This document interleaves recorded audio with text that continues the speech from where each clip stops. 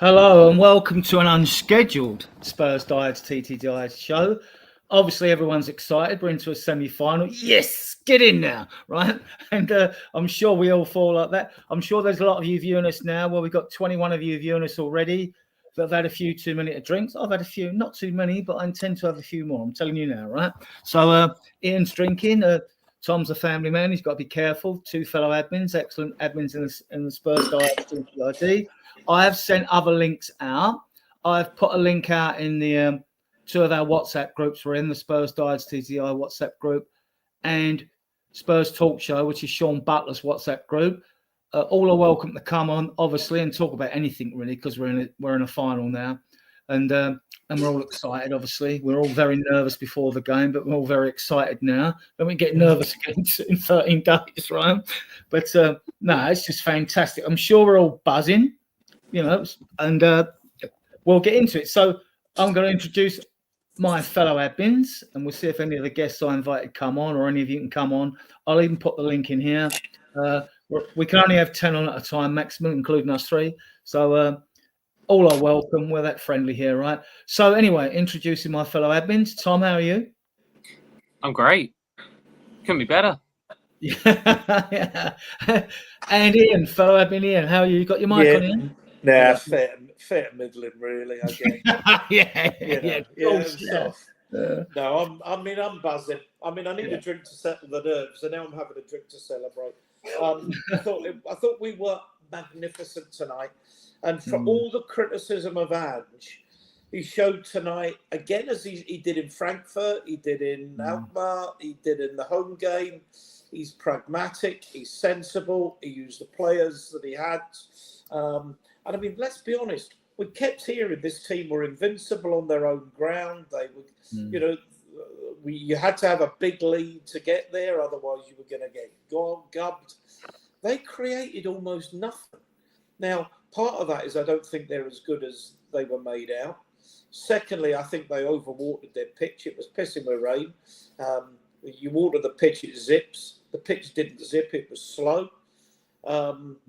But their inferior players weren't as good as ours. I thought we managed the game brilliantly. We played the game brilliantly.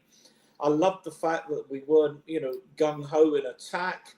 I like that Bissouma Bentancur pivot. I've said on shows before, and I'll say it again. When Bentancur plays well, Tottenham play well. And Bentancur played well tonight. The team played well. You can't criticise anything about that. The tactics. Hi, Graham. Good evening. Yeah, absolutely. Yeah, big up, Graham.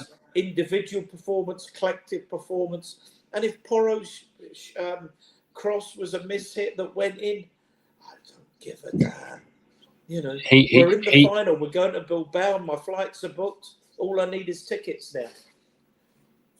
Go on, Poro admitted it was a cross in a post-match interview. It was a shot. But who gives a Who cares? I'll do the post-match interviews and videos tomorrow. Not tonight. Tom, you're a golfer.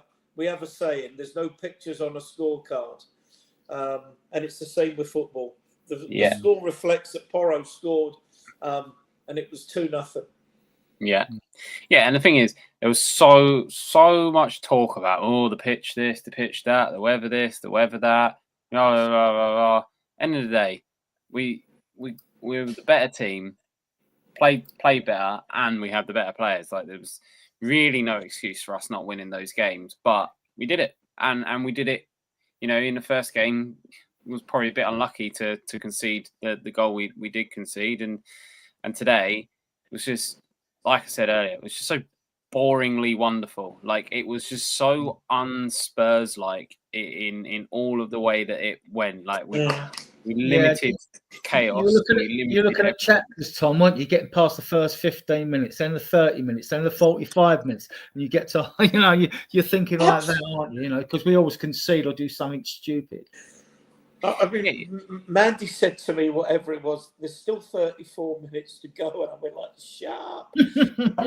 It's like, because but they never troubled us. Let's be serious. They didn't trouble us. Not across the whole legs. Like, let's be honest, the goal was, a deflection, and like their only shot on target. Like, did Vicario made a save from a free kick today?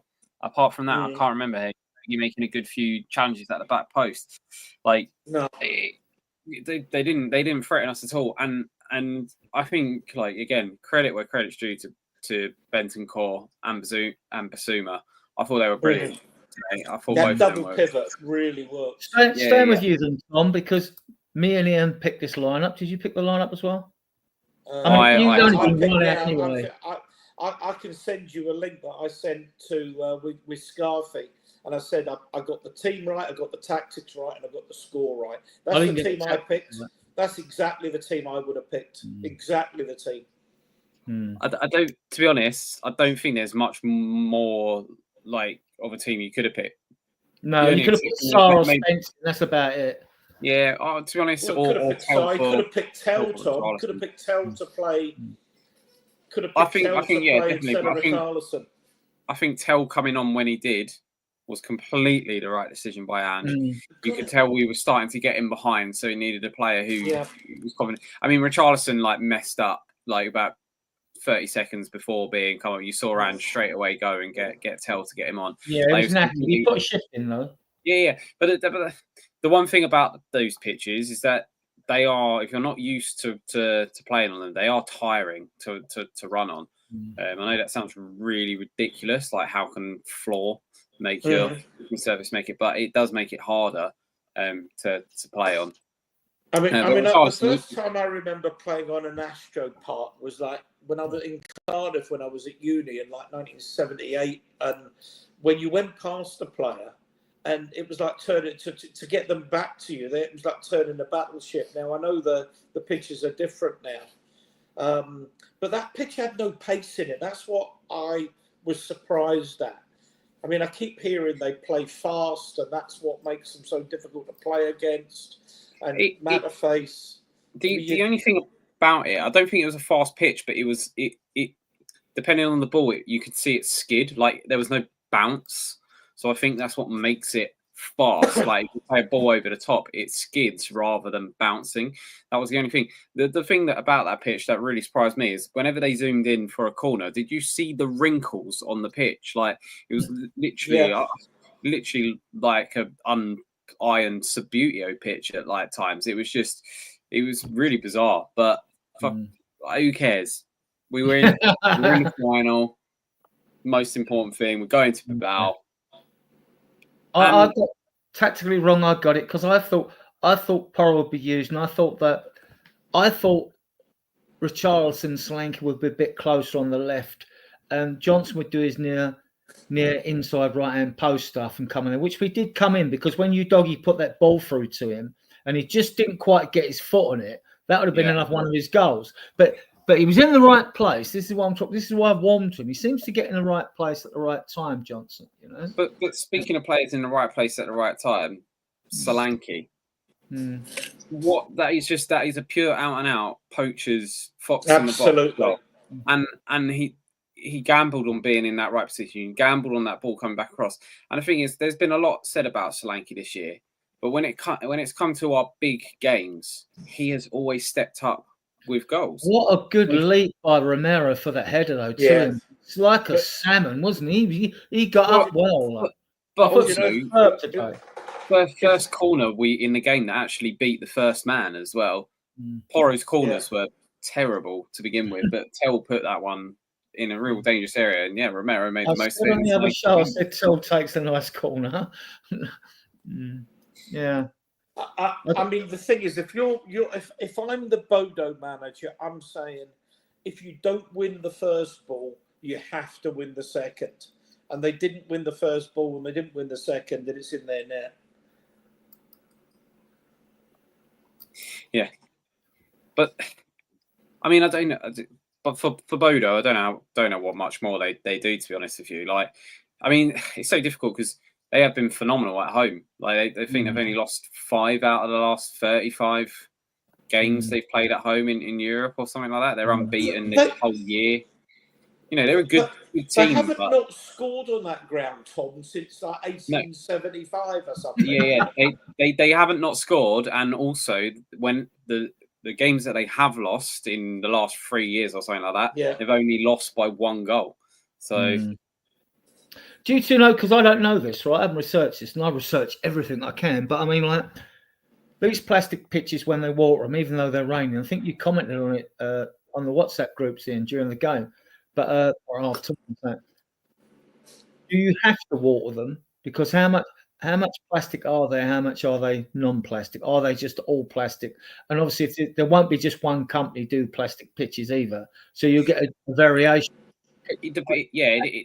It depends on the generation of the grass. So you get 3G, you get 4G, and you now get 5G and stuff like that.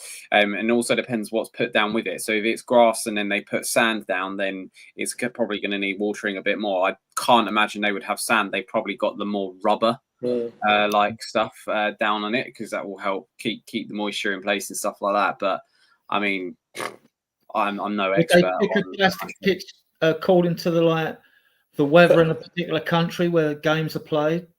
Well, I mean, obviously, Arctic. I mean, you could have a plastic pitch in Spain, right? But why would you want one there anyway? But I mean, like, the biggest problem there is that it's frozen after time, isn't it? So you can't actually grow grass. So it needs to be. It's like a racing track.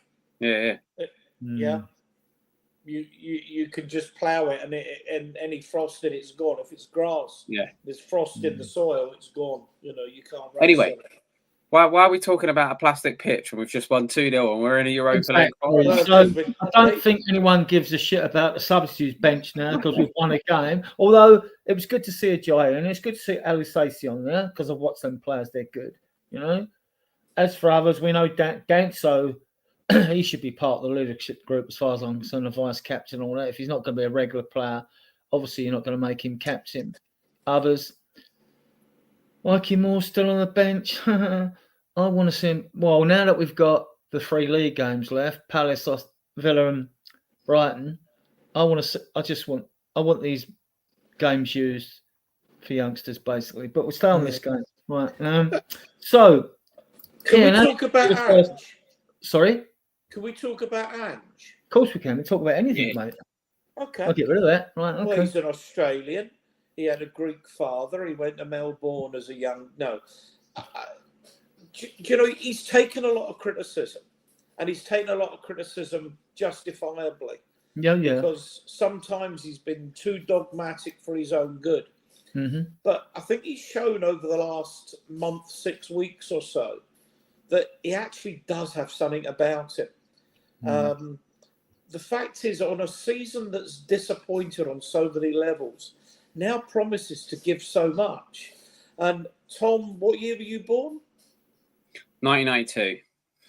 82. So you're 92. Yeah. Oh, okay. The year the Premier League was inaugurated. Yeah, I was born the year the Premier League was invented. 1992. 92. Yeah. Yeah. So.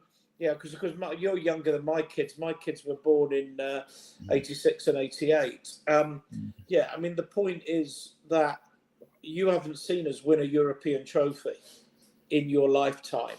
I've seen us win 2 League Cups. That's it. It's scary, really, isn't it?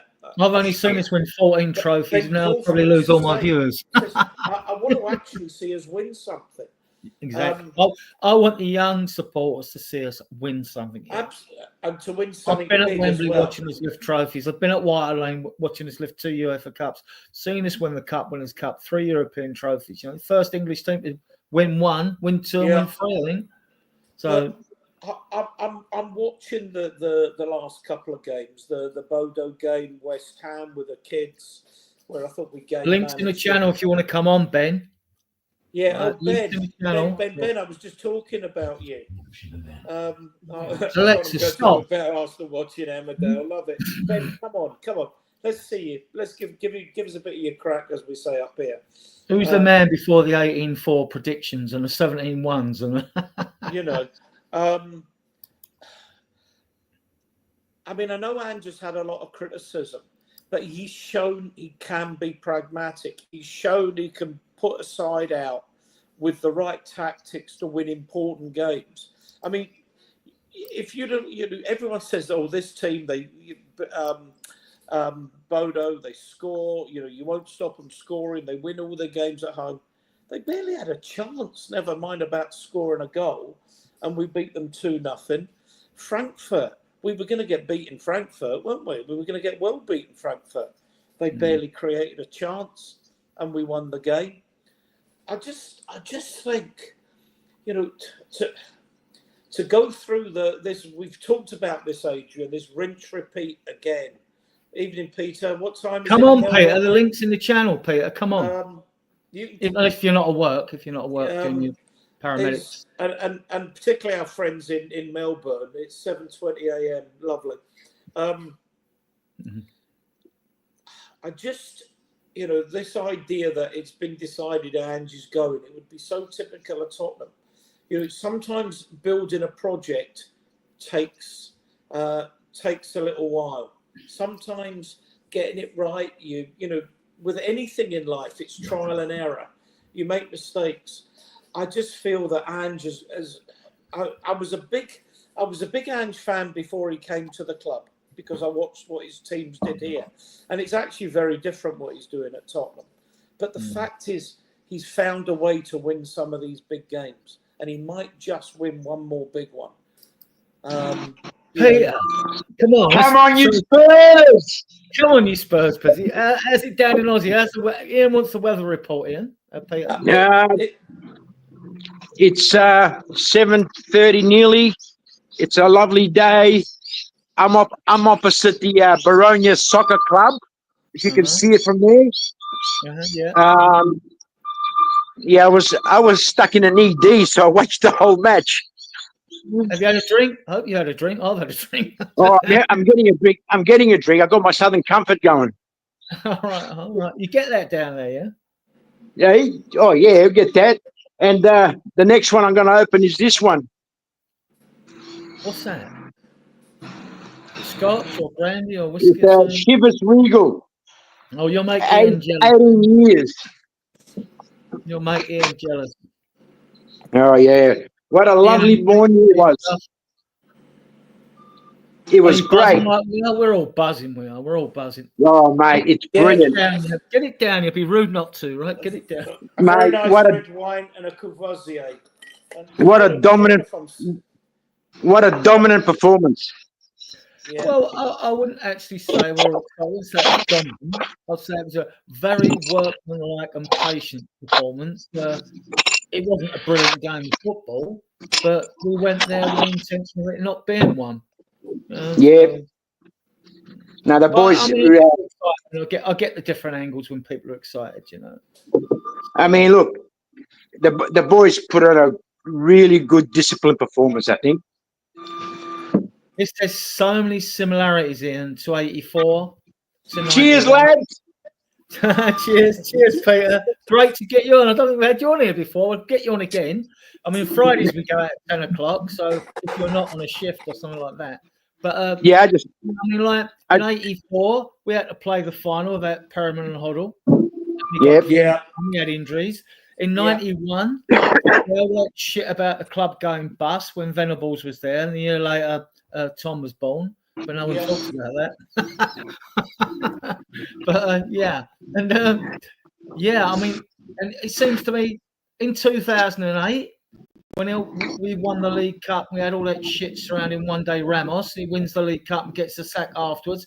It seems every time this club goes through a crisis in the latter decades, not the earlier ones, we seem to sort of come through and nick a trophy. And I hope that's true for this time around as well. Well, hopefully, we're there now. So in the final, anything can happen. True, anything can happen. Man United are through, so all English finals. So one of us in the Champions League next year. I mean, we all hope it's us. We're going to be just as well. At least we get into the final. We're all going to be just as nervous when we get into the final. Oh, of course, yeah. Yeah, the only time I was really confident we were going to win in finals was in '81 and '82 when we had Odell Ardiles and Villa. I thought we'd beat anyone. You know what I mean? So, then that wasn't a question of well, are we going to win? We're joking. There's no negativity. We were going to win. 87, we were either playing Coventry or Leeds. We lost to Coventry in the final. And those were gimmies.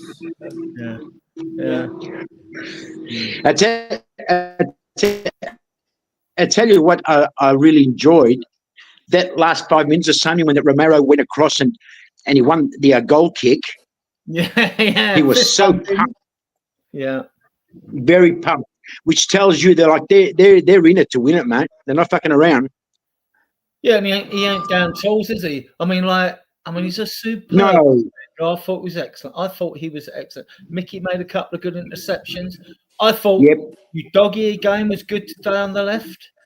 Mm-hmm. I thought Doggy was brilliant. The whole back four, the courage didn't have nothing. I said the last game they didn't lay a glove on us. They didn't really lay a glove on us this game. No. They're tidy and neat and all that, and lots of effort and fast, slick play, which I think catches a lot. No disrespect to them. They're not as great as they've been hyped up to be honest. No, beaten over 2 legs. So I've got to be honest on that, you know. You know, I tell you what I liked about Bodo though was they had a very good what's the word? The pattern of play was beautiful. Like their one-touch football on that was really good. It's just that they didn't have anything up front. They were like us though, because we gave the ball away quite a bit in the first half. Yeah. But we were sitting deep, so it wasn't sort of like it didn't kill us. No. But them trying to progress the ball, being neat and tidy, they gave the ball. I don't know. I'll see what the stats tomorrow, but I should imagine we got quite a few interceptions during that game. You got a picture of someone in, yeah? Can you read What's that? It says, it's come from Ben. Today is Victory in Europe Day. I assume Arsenal fans won't be celebrating. Thanks, Ben, if you're watching. Brilliant. Yeah. Oh, they'll be dreading it till the 21st. Hoping we lose this game. But we've got a 13-day rest now. So we'll probably lose the next 3 league games, play the kids. You reckon that the one thing I'm selfishly pleased about as Spurs fan is when we was in the Champions League last time, Arsenal were obviously in the Europa League at the same time, and there was all those questions. Arsenal fans were like, "Oh, I'd rather lose the Europa League and Tottenham lose." Blah blah blah. We don't have to deal with any of those questions because they absolutely bottled it against PSG. So yeah, we're just going to win that in the Champions League. We'll have a more successful season than Arsenal. Coys. Yeah. See, this guy's a fan. He's a Wolves fan, right? Good evening, Adrian, on the panel. Congratulations. Big up, Ryan. Big up, mate. Hi, Ryan. Can you lend us Cunha for the final? Yeah, or can we buy him? just for one game. Yeah, I need to get my predictions in. And Ryan saying good evening to you, Graham. Right. So what we thinking about the final then? So one, I dreamt it. I dreamt it months ago. We've got 75 people viewing this now. I know it's a short notice show, but we thought like we have to come on. We're probably all a bit overexcited. Me and him have had a few beers. Tom might have had 1 or 2. I don't know. And did you go to 7:30? So if he's driving an ambulance or whatever, then he obviously can't have a drink. But if he's got a day off, it's different. Yeah. Did you go see a gypsy or something, Adrian? A gypsy? No. I could tell you a real freaky story. And my mother was a bit like this. I'm not saying there's anything in it at all, right? This is going back a few years. I mean, I think it was during it might have been later. And I said to everyone, I went in a pub and I don't know what I said. I went, oh, Spurs have drawn Margate in the FA Cup. And my mate Ronnie, whose son was at Spurs, and he played for Enfield, Swindon, Mill, blah, blah, blah. He's got to me like, hey, don't be fucking daft, as usual. Like, you know what I mean? He said, like, the draw hasn't been made yet. I said, we're getting Margate. And can't be possible. He went like, anyway, why haven't we drew Margate in the cup? I then predicted Southampton, and it was just weird. Like, and like, they're coming at me afterwards. Did you have bets? I went, no, you should have had bets and all this shit. And it's weird. And I had this dream at the beginning of the season. Now, it might be just complete and utter bullshit, to be honest with you, Pete. It might be the fact that you're thinking about your team, and I'm so obsessed with Spurs that I'm bound to dream about them. You know what I mean? So, like, but I thought it was a League Cup. I had a dream I saw someone lifting, but dreams are surreal, not that clear, of lifting a trophy. Sorry, is 250 ticket points? Ben's not in boat. No, what's that noise? Sounds like a dump truck reversing. Yeah, that's I've what I was got wondering. 225 points. That's outside my place. I've got- It's outside. Ben's not in Norway, is he? No. Ben's. He's got a coffee shop out in Woodford. Right? Yeah, I know that, but that doesn't stop him going to a match in Norway. I mean, Where are we gone with this conversation? yeah, they're not I've got 225 points. I can't even get past the queue on the Spurs website. Tom's got giraffe Whipsnade. Doesn't stop him going to a final. I think Ben's just saying that he has 250 ticket points. He's hoping that'll be enough to get him a ticket to the final. Well, it might. Yeah. I'm looking for tickets. You can also apply for your UEFA website, because that is where our tickets go. You don't actually get a ticket through Spurs and pay them the money for this. As far as when I try to get on, right, it said like, no, this is through UEFA. If it's something to stop charting, I'm all for it. But I doubt it. Anyway, we got 76 viewers at the moment, which is great for a short notice podcast. We would be extremely grateful if a few of you, if you aren't already subscribed to our channel, would subscribe to our channel. That would be brilliant. I'll bring the banner up. As we have to promote the channel. What is that noise? That's at my place. Some dickhead with a bobcat's across the road. All right. Driver, yeah. Okay. What time is it there? 7:30. 7:30. You had your breakfast, Peter? No, I just had breakfast before I had a couple of pieces of toast. Too early. You know what I want to say? You sound South African. Me? He doesn't. Yeah. No, he doesn't. I'm Australian, mate. He's Australian, but you said it's South African. Yes, actually, it's funny that you said that, because a couple of people have told me that. Because you're South African. I said, fuck off. Yeah. Exactly, Peter. When I was in New York, people thought I was Australian. Yeah. Manked up accent like I've got, right? And you know what I noticed? Not all, but some Canadians, they sound Irish. Yeah, I noticed that. I was going with this. Anyway, look, the first thing I want to say, really, just for the boys and girls who went to the match in Bodo, big up for them, mate. And Peter, I don't know if you heard, but we've got 80 viewers now, which is brilliant. Spurs, actually, this takes some believing. They put a Spurs scarf on every seat for the away supporters in the away end, right? So, big up to them for that. Maybe we're just starting to learn a few things about fans and football and the culture of the game. It's really good, isn't it? Yeah. Tom, be an extra £5 on the season ticket next year, though. At least you're not cynical, Tom, eh? But I mean, not to get all boring and stuff like that, but since this new CEO's been announced, and although he's not supplied till June, they've started doing a lot more stuff for the fans already, and that's something that he's well known for. So long may it bloody continue. Well, they've got to realise that they've got to. And look, I've always said this. All this Levi out and all that stuff. Look, I can understand that 1,000%. But at the end of the day, if you're an owner of a business, you don't give a shit. But hopefully, he's got enough, like the new CEO and all that stuff. It's not. Look, they don't understand it.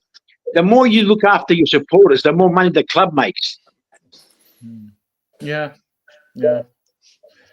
You know, I mean, Jose, Peter, do you? You know Jose? You two met? Yeah. Oh, I just asked, right? That's a better question or something. Like, well, I'm going to say good morning to Peter and good evening to. Good evening to the boys above, and you good can, morning to Peter. while you're here, Jose, you can bollock in if he hasn't put his predictions in today. Mate, I'm not chasing any. By the way, anyone. there's prediction show tomorrow at R3 as well, right? I don't want you making no excuses when I whoop his butt, right? You know what I mean? So, like, although he is 3 points in front of me, he'd probably slaughter me anyway, right? So, how are you, Jose? I'm all right.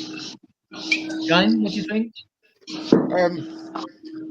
Well, I'm going to tell you a few things, right? Yesterday, Sean did a show, right, on Spurs Talk Show, and at the end, he asked everyone for their predictions. I was about third person in to put my prediction in, and I went 0-2.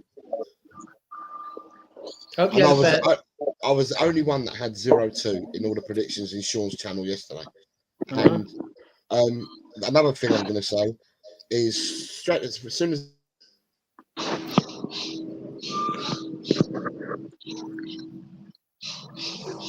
think we lost him. We're getting back. He'll come back.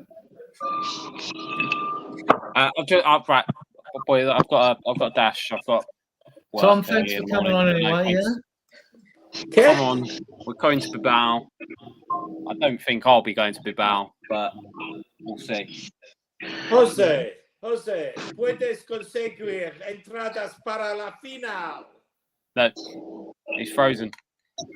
He's that excited that he's frozen. Right, see you later, guys. Spanish. Oh, he's gone. Thanks, Tom. Thanks for coming on, Tom. I don't know. See you, Tom. See ya. Jose. So, Ian, what was your take on the first half? I thought we controlled it. I was surprised. I expected them to come out and really go at us, and we would be, hanging on for a bit and trying to get a foothold in the game. And it was the absolute opposite. Yeah, we started They seemed timid. I genuinely think, Tom would say, Tom's gone off now, about the pitch. It was wet, and they seemed they were putting fire hoses on it. And it just seemed to me that the whole pitch got slow and sluggish, and it didn't zip. And they wanted the ball zipping about, or supposedly. I thought we were magnificent. I thought we were disciplined. I thought every player knew their job. Every player carried out their task. I rarely felt worried. Normally, watching Spurs is an ordeal. You're scared, and you go, oh God, but there was none of that. I thought we were magnificent. Jose, you there? Jose? Yeah. Yeah, right. I thought. I wasn't sure about the zip on the pitch, Ian, but I'll come to you, Jose, anyway. Okay. What I was going to say before I got cut off, right, was the first thing I did. I don't normally have my phone with me when I watch the games. I never do. So people in the WhatsApp groups will see that I don't often comment at all when matches are on. So the match finishes, I pick up my phone and I went to YouTube, and obviously YouTube comes up with a load of channels straight away. And I hit the first one that come up,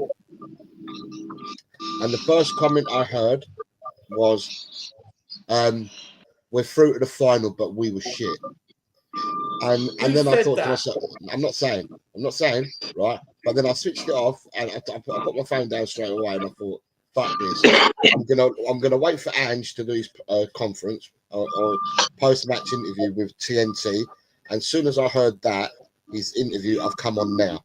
For me, I said all along that Bodo had done all right this season and in Europe. But Peter, can you put yourself on mute unless you're talking? Because it's rattling through my ears. So I turned around and I said that Bodo had done well. And this season, but they haven't played anyone from the Premiership and anyone of our calibre. And we certainly took them to task at the Stadium last week. And unlike a lot of people, and I'm not going to say you, Adrian, because you always thought we'd get through, and so did I. But I heard a lot of people saying, yeah, but their home record and they've won 30 times out of 37. I looked up the 30 out of 37 that they'd won. And a lot of the teams were teams in European conference games and stuff like that. Teams of lesser note. So for me, I never feared that we wouldn't go to the final. And I thought we'd go on and win tonight. And this was all during the week. I was saying it to people, we'll win on Thursday night. And lo and behold, we did. For me, I will say that regardless of individual players, as a team performance, every player starts at 7.5 for me. Every player, regardless of how they perform, every player, it was a team effort, and every player starts at 7.5. Right, just a quick one. Dan. I sent you the link if you want to come on. I put the link in the chat. It's a celebration. Anyone can come on. We can have 10. If your internet's not playing up, mate, and you can come on, you're welcome to come on. The other thing I wanted to just say to Jose and here, Peter here. I'm not sure with the ball and the speed of the ball. I thought it was a bit slow with all the water in a pitch, whether that happens on plastic or not. And you need the water to zip the ball around. But what I did notice was, let me just finish. What I did notice was the bounce was bigger than I've seen on a normal pitch. There was more bounce on that pitch. Did you notice that? I noticed that a few times. Well, that ball's lifted a bit higher than I thought. Played on the 4G pitch, right? Because I play on the 4G pitch all the time. Okay. And playing on the 4G pitch, it's zippy enough. If you add water to it, it becomes zippier. And it becomes zippier to the point that maybe when you play balls down the channel or you play balls in the air, when it bounces off the ground, it bounces so far that you got to drop that 20 yards deeper if you water it. If you don't water it, it's still going to have a generous bounce. And I don't know what happened with the pitch today, because a lot of the time when they played the balls down into the channels, the ball seemed to slow up. And I really don't know why, because that doesn't normally happen. But can I ask you a question? Because you threes look really glum. I must have come on at the wrong time. No. Ain't you not happy or what? No. No, I'm manically depressed. I feel like a lemon that's about to jump over a cliff. No, obviously I'm sort of delighted. You know, we're in the final. Gives a great day out for our fans. I'm not going, but I've been to quite a few finals in the past, so that's not an issue with me. I'd rather other fans get a chance. No, of course. And I was positive going into this. We're going to win this competition. It's Man United. We beat them 3 times. We beat them again. We get to keep them, Jose. but we own Manchester already, is it? I thought Manchester was changed from London. Well, it's white, isn't it? We beat Man City and Man United. Manchester's white, mate. It's white. It's Spurs white. And so's North London. Peter, do you get much football banter? I mean, like, I don't know if you know many Spurs fans in Australia or what. I know David Shearer is and Tigaro is, but no, I talk to Dave a lot, but it'd be interesting to see what the papers here will say tomorrow. I'm sure there'll be something in the papers tomorrow. Right. But don't forget, football in Australia is fourth tier.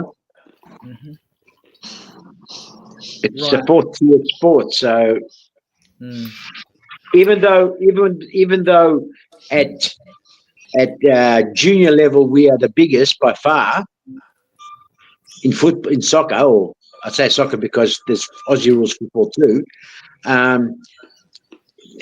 Later on, it becomes, once they get to a certain age, they just don't seem to go on with it. And I think when Ange left the national side after getting him to the World Cup, I think Ange was disillusioned with what's happening in Australia as far as football goes. It's like the newspapers in itself don't want to promote it. So, and it's always been the case here. I always think it's fantastic when we've got fans all over the planet that will get up and watch our games at ungodly hours right? I think they're really true fans. I mean, I'm lucky enough to live near the stadium on a season ticket holder. That's different. I don't think of myself as being any more a fan than anyone else who's abroad, you know. But if you take Ange's side, and I get the Australian support for Ange because he's Australian, a fellow countryman, so you've got that angle. But how did you get involved in Spurs, or do you know David Shearer got involved in Spurs, or even Tagara? I know the story for all 4 Australians that you're talking about. I'll let Peter carry on. Go on, Peter. I got involved in probably 81. The 100th Cup final. You know sorry? The 100th Cup final, the anniversary of the 100th FA Cup final. Ever since then, I mean, I've always liked the players we got, like the Adilises and the Hoddles and the what was that little red-headed little bloke? The striker. It'll come to me. I've been a supporter since 81. Always followed him. We always used to get match of the day here. We never got back then. We never got live matches. We only got replays. You didn't have all the channels that you could watch football on like you've got now. No, you didn't. And so we always used to. Actually, I was the first one to get married out of all our friends. So every Friday night we used to watch On the Ball, and then after that we used to go to this souvlaki joint down at the City Way. So that was our weekly weekly get together. So they always used to come to my place and with their girlfriends and that. The boys would watch the match, and then we all head down towards the city to this really good souvlaki bar. So that happened. That went on for at least 10 years, 12 years. A couple of my mates were Liverpool supporters and Man United supporters. James, one of my mates, James, he was a mad Man U supporter. And at that time, Man United were in disarray, really. It's only when Ferguson got in there and started changing things. But, it was great together every Friday night. It was great. And then, of course, we'd always get the FA Cup live. With big barbecue night watching the FA Cup at 1, 2 o'clock in the morning here. That's how we followed our club, our teams there. You know what I mean? Like I said to you earlier. The link if you want to come on. Nita, the link's in there if you want to come on. Paul G, the link's in there if you want to come on. We'll do it again. I've got Scarfy Spurs to it. I'd love to know where that came from. So what you got, right? What you've got, Adrian, is you've got a lot of the fan base, and I'm going to speak for them now. A lot of the fan base think that Peter, Tagaro, David, and Dekaru follow Tottenham because of Ange. The 4 of them have got backstories that they can give.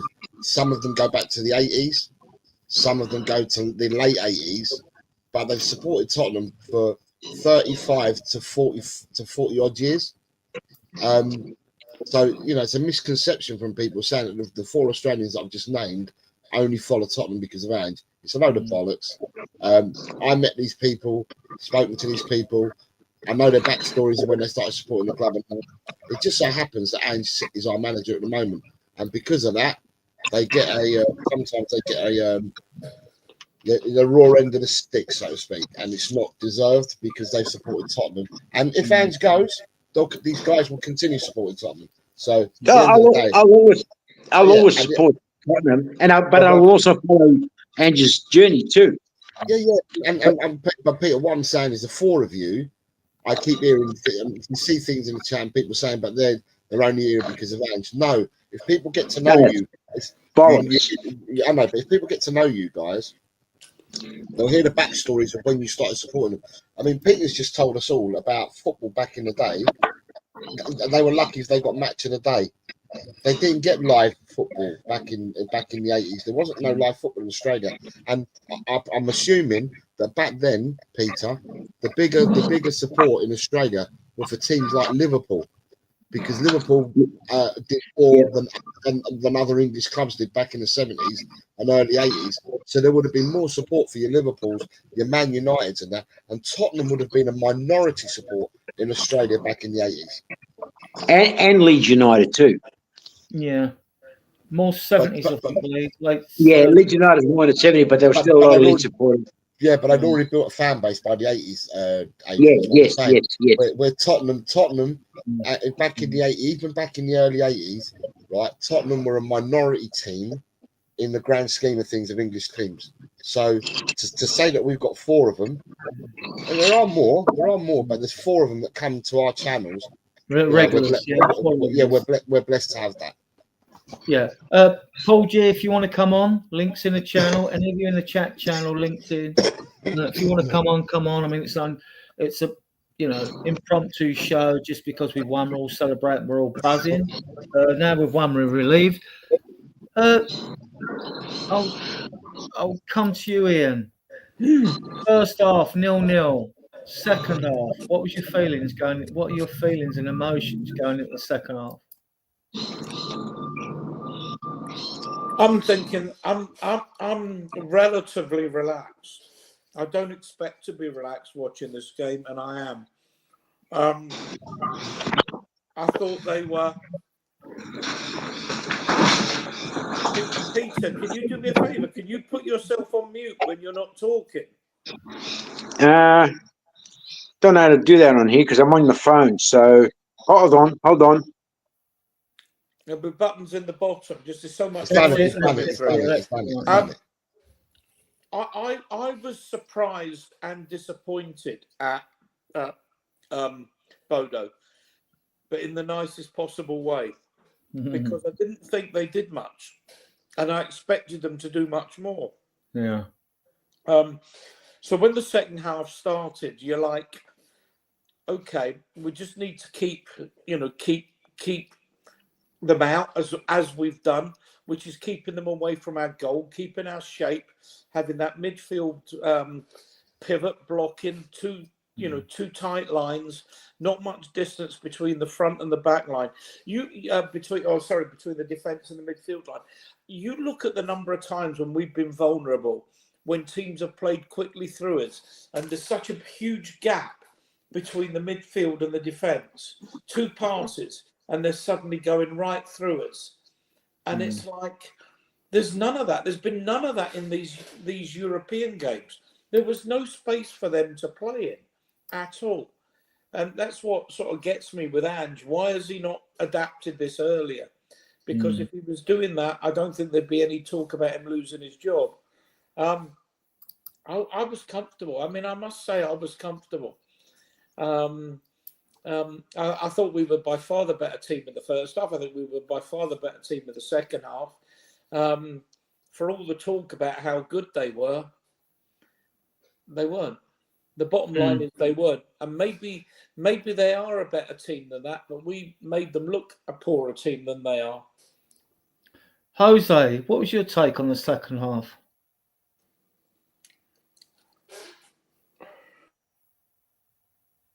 Sorry, I need to unmute myself. For me, first half, second half, I felt we controlled it all the way through. I felt we were disciplined. Everyone done their jobs, to a T.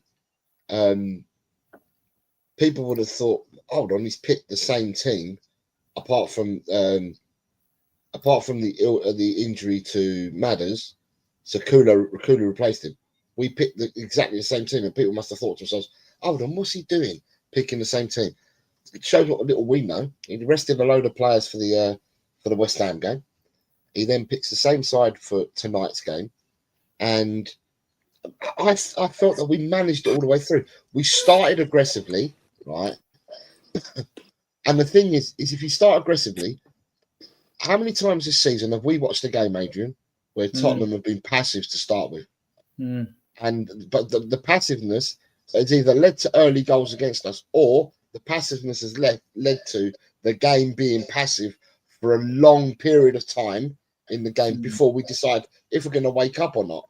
Tonight, we weren't passive at all. Tonight, we came out from minute 1 on the front foot, aggressive football. what was their I think their right back was the one that said Tottenham will beat their press is going to be rubbish, and you know we'll be able to, they won't be able to get through the press with us and stuff like that. And that's one of their players said after the first leg. Well, you tell me what team did the pressing and what team beat the press. How many times did we beat the press? How many times? You know, we played football. A lot of the games today was played on transition. So, you know, at the end of the day, put it this way, you know that I've not been well, right? So I had blood tests this morning, and on Tuesday they've given me one of them monitors. So I have to monitor myself in the morning and the evening. I monitored myself just before the Tottenham game started, right? And I was in the normal range. I monitored myself after the Tottenham game had finished. I was still in the normal range. I weren't in the alarming ranges that I was earlier on this week. So that. So you want to throw that monitor away then, really? No, I don't need to throw the monitor away. I mean, people watch football differently, and people get, you know, riled up in different ways. I don't get riled up, but today I found it extremely, like Ian said, I found it an extremely comfortable watch from minute 1 to minute 95, because we played like a Premiership team. We played like a team. We played like a team that knew what they were doing, you know. And the saving grace for Tottenham is in this competition is that we've got players back at the right time. And what we're doing now by resting the players and managing our players is something we should have done. Even when we had the injuries, we should have done that before. Managed our players differently to give other people a chance. But today, you're asking me what I thought of the second half. I thought the first half and the second half for me was ultra comfortable because we were professional in what we went out and did. Yeah, absolutely, 100%. I mean, Peter, 100%. coming to you. We pressed well. I thought we pressed well. That's why we started quietly, and we made it messy. So even though they had a bigger percentage of the ball, right, we messed them up, basically. We messed them up. We were sloppy with some of our passing, but by pressing, we made them sloppy as well. Yeah, what I really thought was we did press. The two boys up front, Richarlison and Solanke, pressed. I think, if anything, Bordeaux didn't come to us. Bodo, yeah. I think they set back, thinking they're going to get us on the counter attack, right? And it didn't work that way. No. Because we didn't really play a high line, did we? No. I think I only see a couple of times that game when they had a wicked pass into the box that caused us trouble. Apart from that, nothing. It was the same at the lane. We only had a shot at about the 46th, 7th minute of the game, which that winger, Blomberg, hit wide and the ball deflected anyway, and they got a goal. And like really in the first leg, we should have beat them 4-5-6. You know. Yeah. But I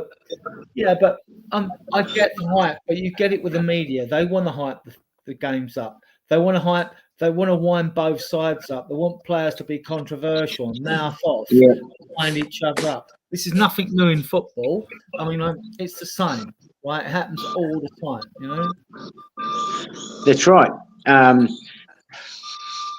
Look, I think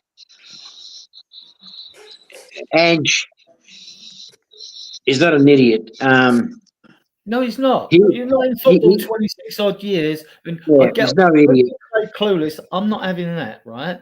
He may go, he may win this trophy and go, which looks odds on, really. But like, he's not clueless. Give the man some fucking respect. He's had to put up with a perfect storm of everything that could possibly go wrong and more. I mean, you can see in the last few games against the German side, Frankfurt, against Bodo, Blink.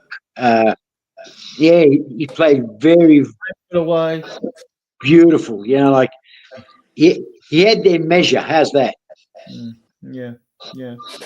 Ian, even though sorry, Karen. I prefer. I know some of you might laugh at me, but You know, at left back, I prefer Spence. Udogie was magnificent tonight. Yeah, I thought Absolutely yeah, magnificent. it's not just that though. I think the other thing, and you have to balance that. I always try to come with a balanced perspective on everything, right? And everything in life, all aspects of life. But we've seen Spence do so well on the left, and I see him do so well on the right against Arsenal in the FA Cup that I know he can play really well on the right. And when Porro's not going through a better period of his game, when he's looking a bit weak defensively, and when I've seen Spence on the right, Spence can do a good job on the right. I get the fact that us Spurs fans say I'm not against him playing on the left. Don't get me wrong, but I mean, like, I still think his proper position is on the right, and he will do as well on the right as he's shown on the left. But go on, Adrian, the big picture is that when you look at the stats, when we play Vicario, Porro, Romero, Van der Ven, Udogie as our back five, we win a disproportionately more games, and we concede far fewer goals. It's just a statistical fact. And that is the back five for the big games. I know Spence is a good player, etc. But bottom line is, I would expect players being fit. The team, that started tonight will be the team that starts the final. I'll be staggered if it's not. Yeah. Jose Fokov, great name, Fokov, right? But the penalty shout at the end, what happened there? At that particular time, I didn't really give a shit because I knew we'd won the game, right? But No, like, I did. I wanted the clean sheet. How many times? Right, if people know me, people will know that I love a clean sheet. I love a clean sheet, and we haven't had too many of them this season. And I praise Tottenham more when they get that clean sheet. That's when I praise Tottenham more. And for me, as I said, Tottenham getting a clean sheet tonight for me was ultra important, and that's what I wanted. I wanted the clean sheet. When I first saw it, I thought to myself, the way that Porro reacted straight away, this is while it was live. So he's played the ball already. Player's gone down. Referee's already given the penalty, and so the ball's still going out of play. And the way that I saw Porro react, and that I thought to myself, Porro is adamant he hasn't touched that ball. And as soon as the referee was sent to the video, we get to see it. The referee gets then called to the monitor. The referee only took one look at the monitor, didn't he? And said, one look. It was amazing how quick. It was one look. It was one look, and he came back and said, no penalty. And look at the way they're all chest pumping. They wanted to keep that clean sheet. They fought hard away in Norway in the semi-final of the Europa League.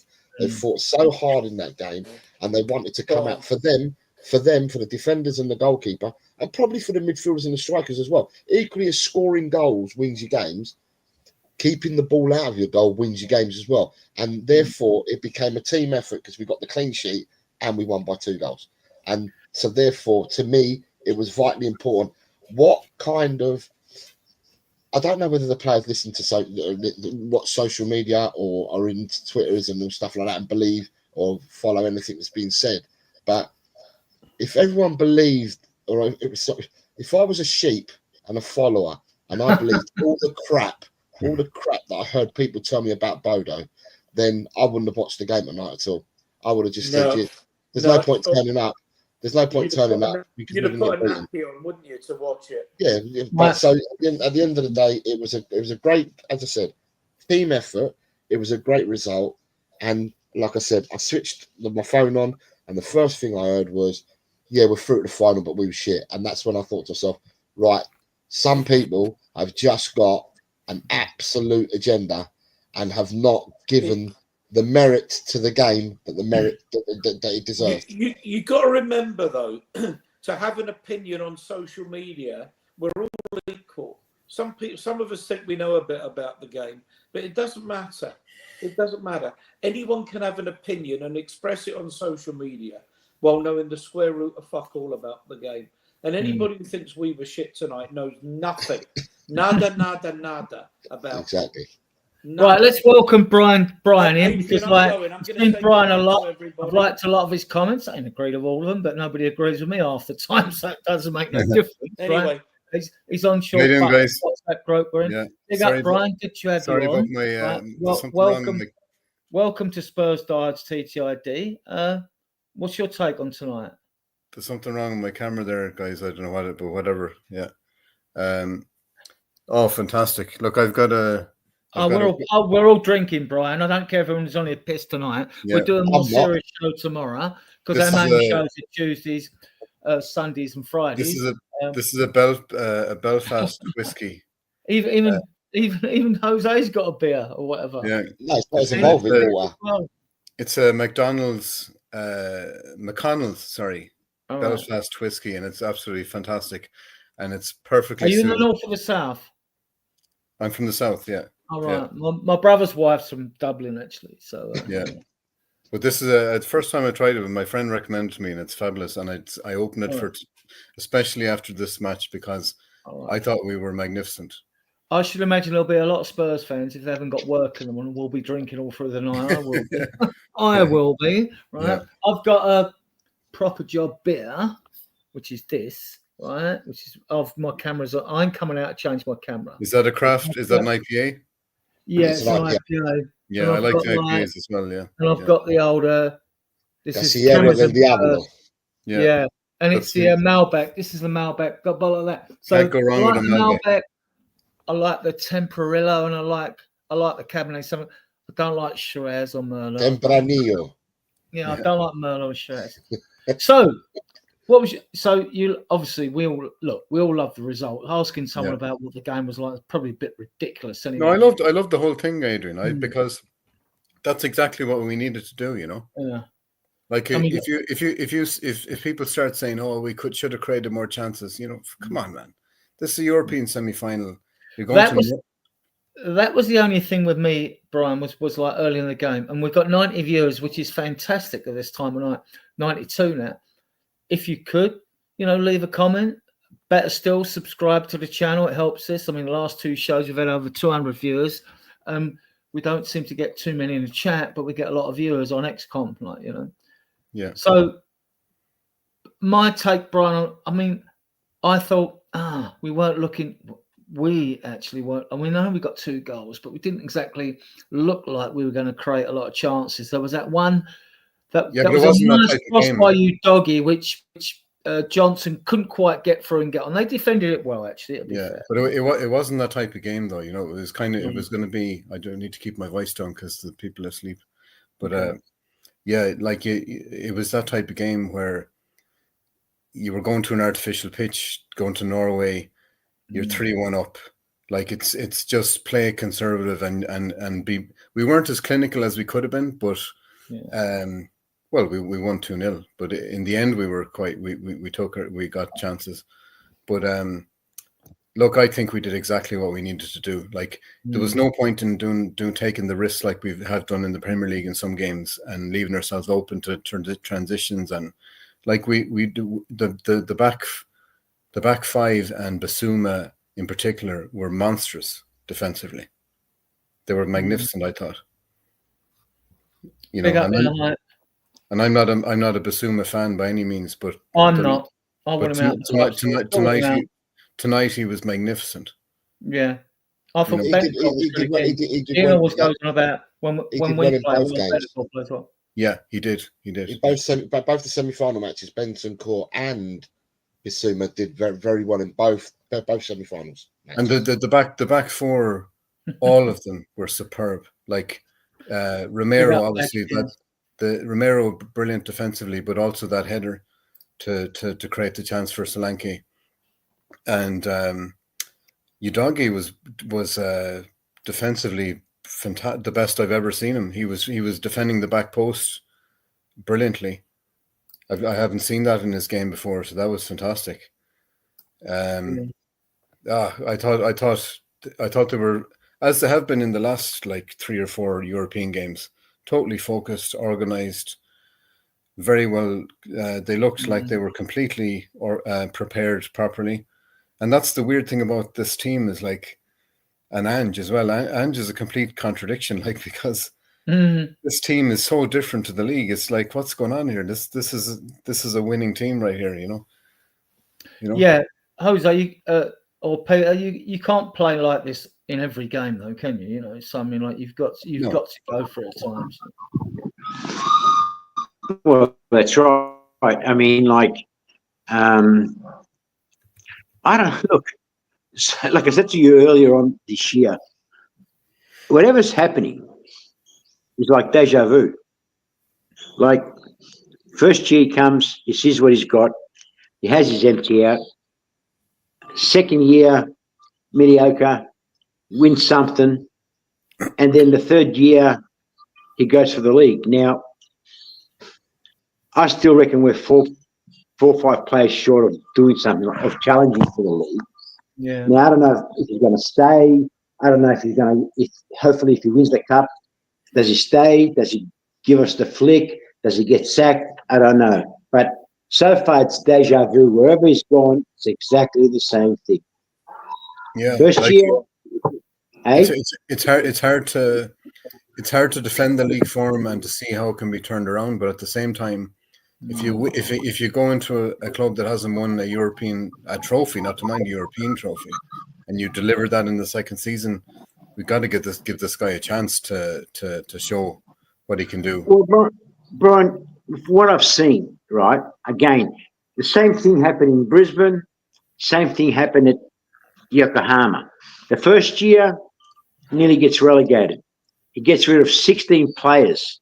Yeah. Second year, I think he finished 8th or 9th, and he won a trophy. Third year, he won the league, and then he left to go to Celtic. Now, again, I know that the Premier League is a different kettle of fish.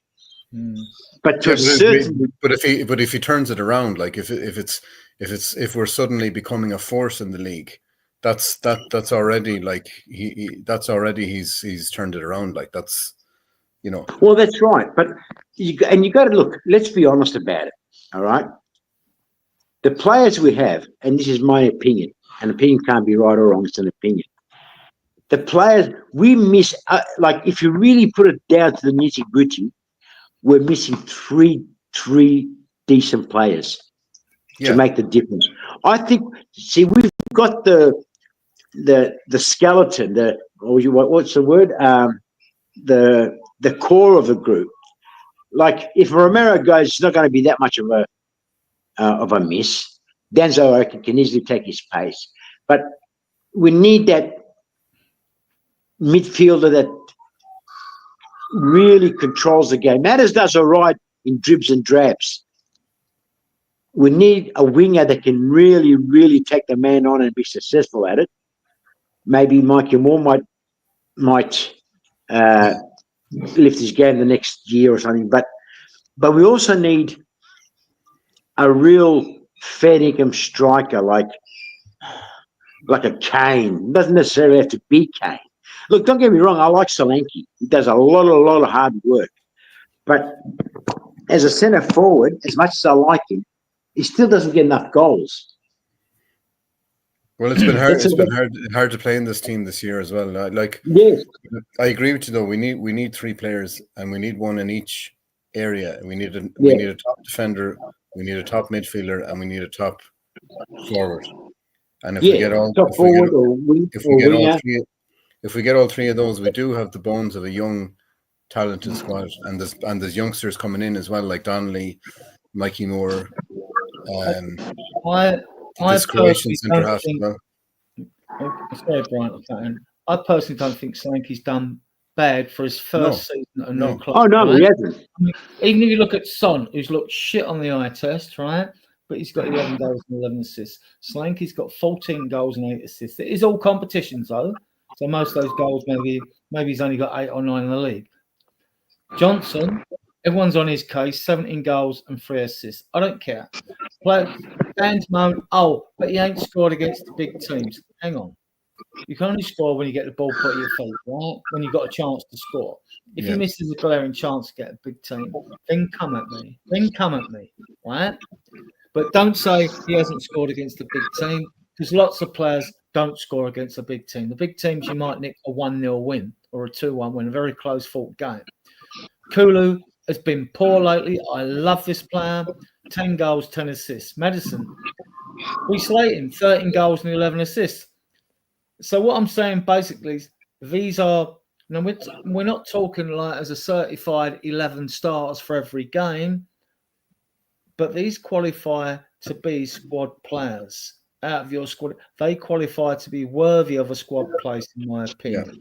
That's it. Yeah. I'm not saying anymore. I'm not raving about. I've seen strikers at this club over 6 decades that would slaughter all these players mentioned here. They would slaughter them. Yeah. Right. But I mean, I'm just saying that, right?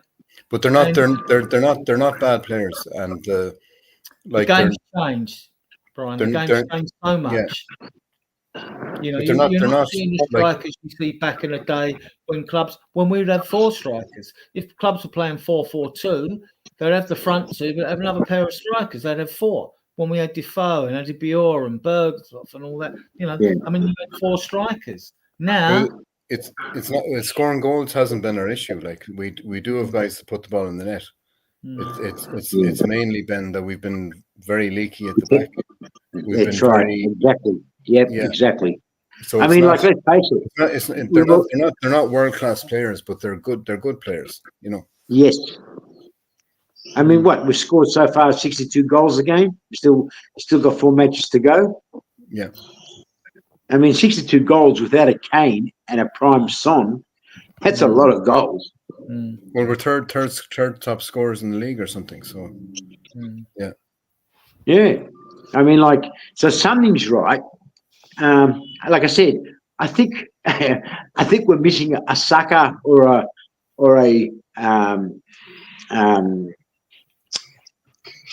what's his name? Saka or Salah, a player of that ilk. You know what I mean? Like we can really do damage in the wing.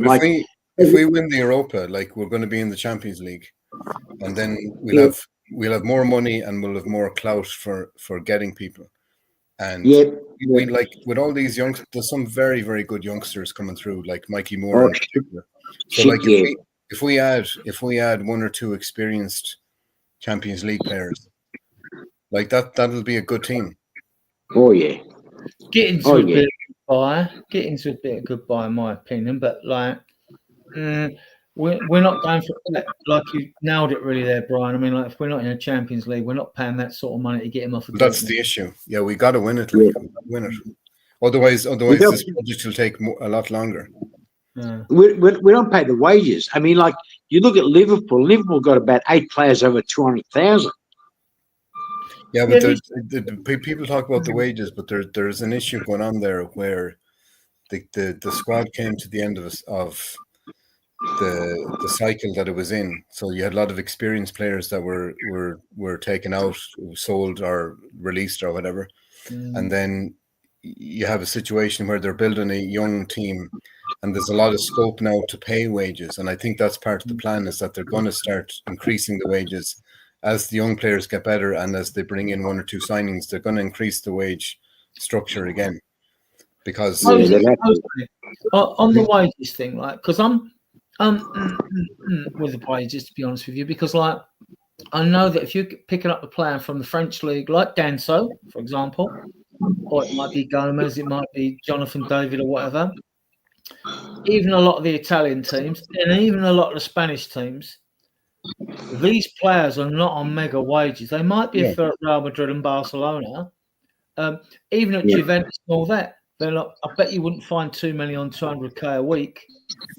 Yeah, you need to be careful about paying big wages because you could bring in Ndombele. But when you look at but you're saying that, but when you look at Aston Villa and the loan signings that they made in January, they haven't come cheap. In all honesty, right, at the end of the day, Adrian, it's not fucking rocket science, mate. At the end of the day, you pay for what you get for. So if you want to bring in a quality player with lots of first team Premiership experience or world experience, then you're going to have to pay the dollar for him. So you might pay 40 million for a player, but then you're going to have to pay him 150,000 a week There's no rocket science in it. That's the actual truth. The fact is that we're buying players, and we've gone down the route that we've bought players, whether they're young or old. We've gone and bought players, and we're not giving them top dollar.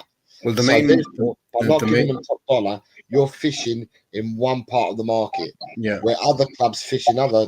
So we're fishing shallow waters, where others are fishing in deeper waters. But I do kind of agree with Levy in one way. Like, I know he's too risk averse. That's the main criticism of the guy.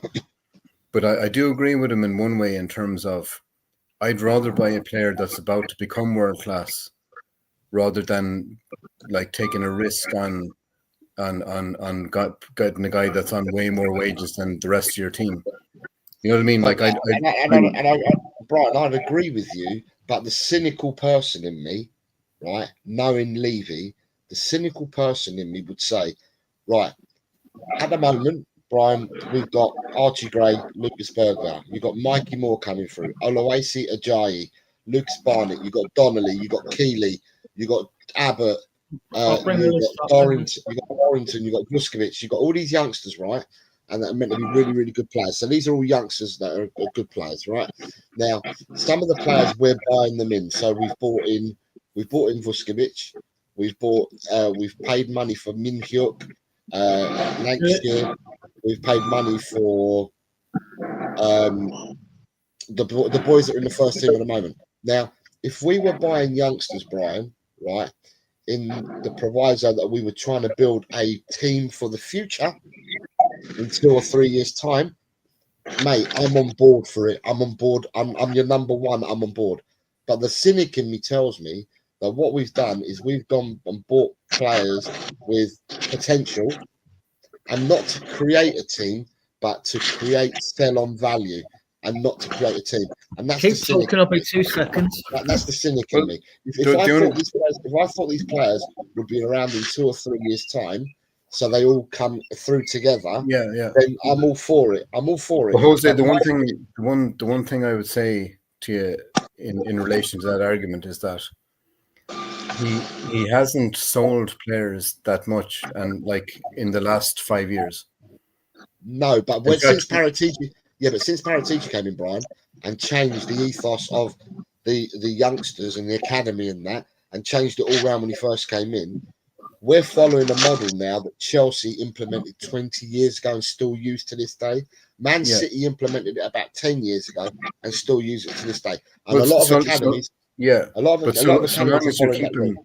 So long as you're keeping the ones that make it, that's fine. Yeah, but players make it at these other clubs as well, but they get sold for profit. Yeah. So, and my theory is that we're going to look down the profit route rather than creating a great team out of it. Well, I don't mind what he's doing, so long as you're keeping the ones that have made it at the club. Like, if you're selling guys for profit, that's good business for the club. Like, if you that haven't made it, like, for example, Oliver Skip or somebody, right? But it's detrimental. Yeah, but if we're doing it, but what I'm trying to say though is the majority of them get sold rather than create a winning team. And that's okay. Like, if you're selling players, you shouldn't be selling. Obviously, you're right. Yeah. But that's my fear. My fear is because of the pound note's strong for Levy. You know, will we give Vuskovic the time to become? In fairness to him, I've not seen him do that. Like, when he's brought young players through, they haven't. Well, we've only just started, though, Brian. The pot year we did that. Like, we brought through players and we kept them. In fact, we kept some of them too long. But in the pot years, none of them came through. That they were all bought, and we stumbled across the team. Like, he bought Kyle Walker when he was young. We sent Walker and Rose out on loan when we first had them. Yeah, he bought Kyle Walker in a double deal. It was a double deal that he got from Sheffield United. Harry Kane came through the academy. Like, Dele Alli was bought for $5 million. Like, they did buy. Ericsson was bought cheap. They bought a lot of young players, and they kept them. In fact, they kept some of them too long. Yeah, you know. And then didn't buy to put them out. No, they should have added certain players at certain times. I agree with you. Yeah. Like I said, that's the cynic in me. The cynic in me is We're now following models that others have done before us. But I don't think it's a bad model if you do it the right way. Do you know what I mean? For me, I heard what you said earlier, and I heard what the others have said. For me, I'm going to turn around and say straight away, we were 5 players short this season in the last transfer window, summer window. Yeah, I said we were 5 first-team players shy of having a decent squad.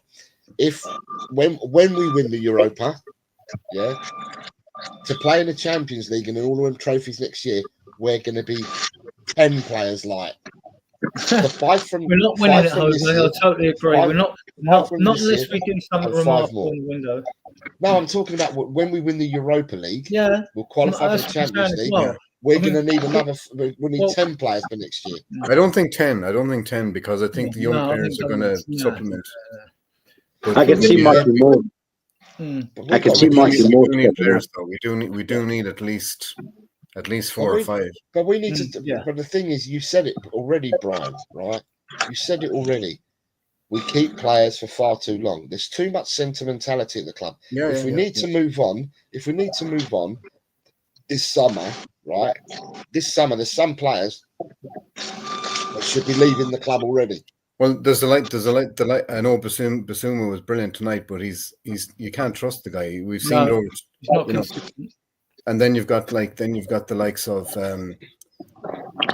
obviously Carlson and Romero probably go. That's 3, right? Okay, and if you get rid of White, Romero, if you want to get rid of Romero, right? I don't. Okay, if people want to get rid of Romero, you need your brain tested. Just watch the way he played tonight. Look how he ate people up in the air. And these players were a lot taller than him. But we win the Europa League, he might stay.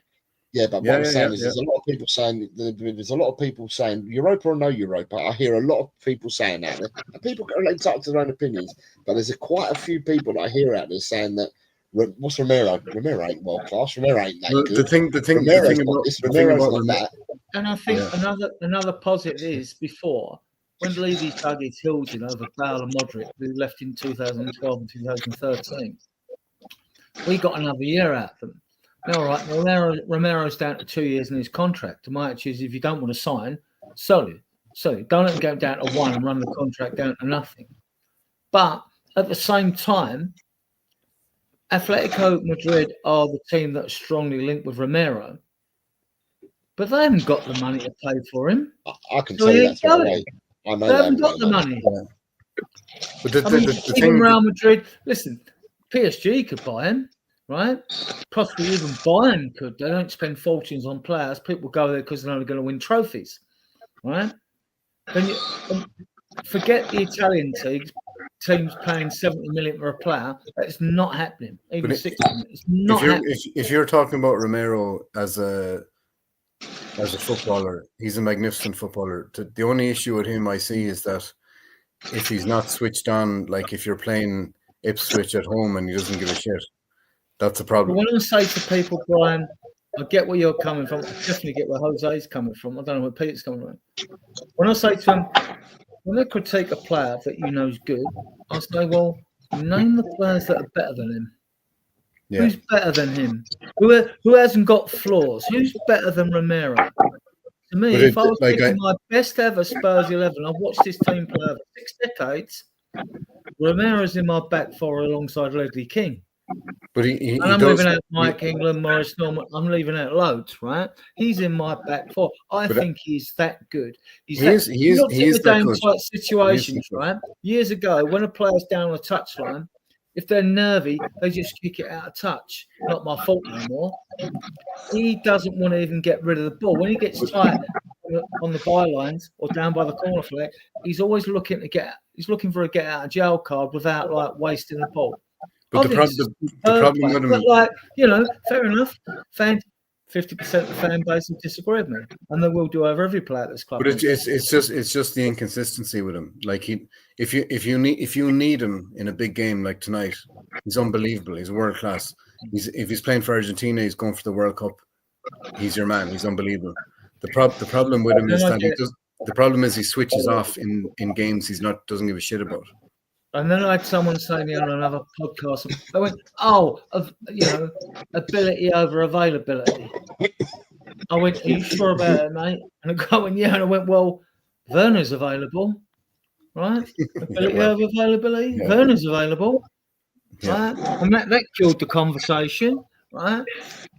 His quality. When he first went in the Argentinian side before he come to Spurs, and he played in back three in Italy, right? Yeah. He improved them straight away. We know what Argentina have done since. 1 World Cup, 2 Copa Americas, right?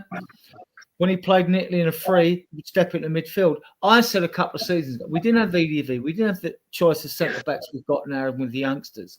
So I got some pelts for suggesting. I said, like, depending, so you got all these new modern fucking Ponzi narrative, descriptive narrative terms of players, and they give them numbers 6, 8, and 10.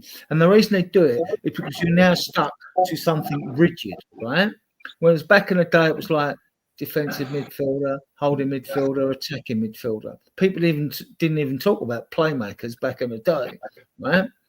And to me, Romero could play as what they modernly, Ponzi descriptive describe as a number 6. Because he used to step in midfield in Italy. And I think he would be an absolute superb number 6.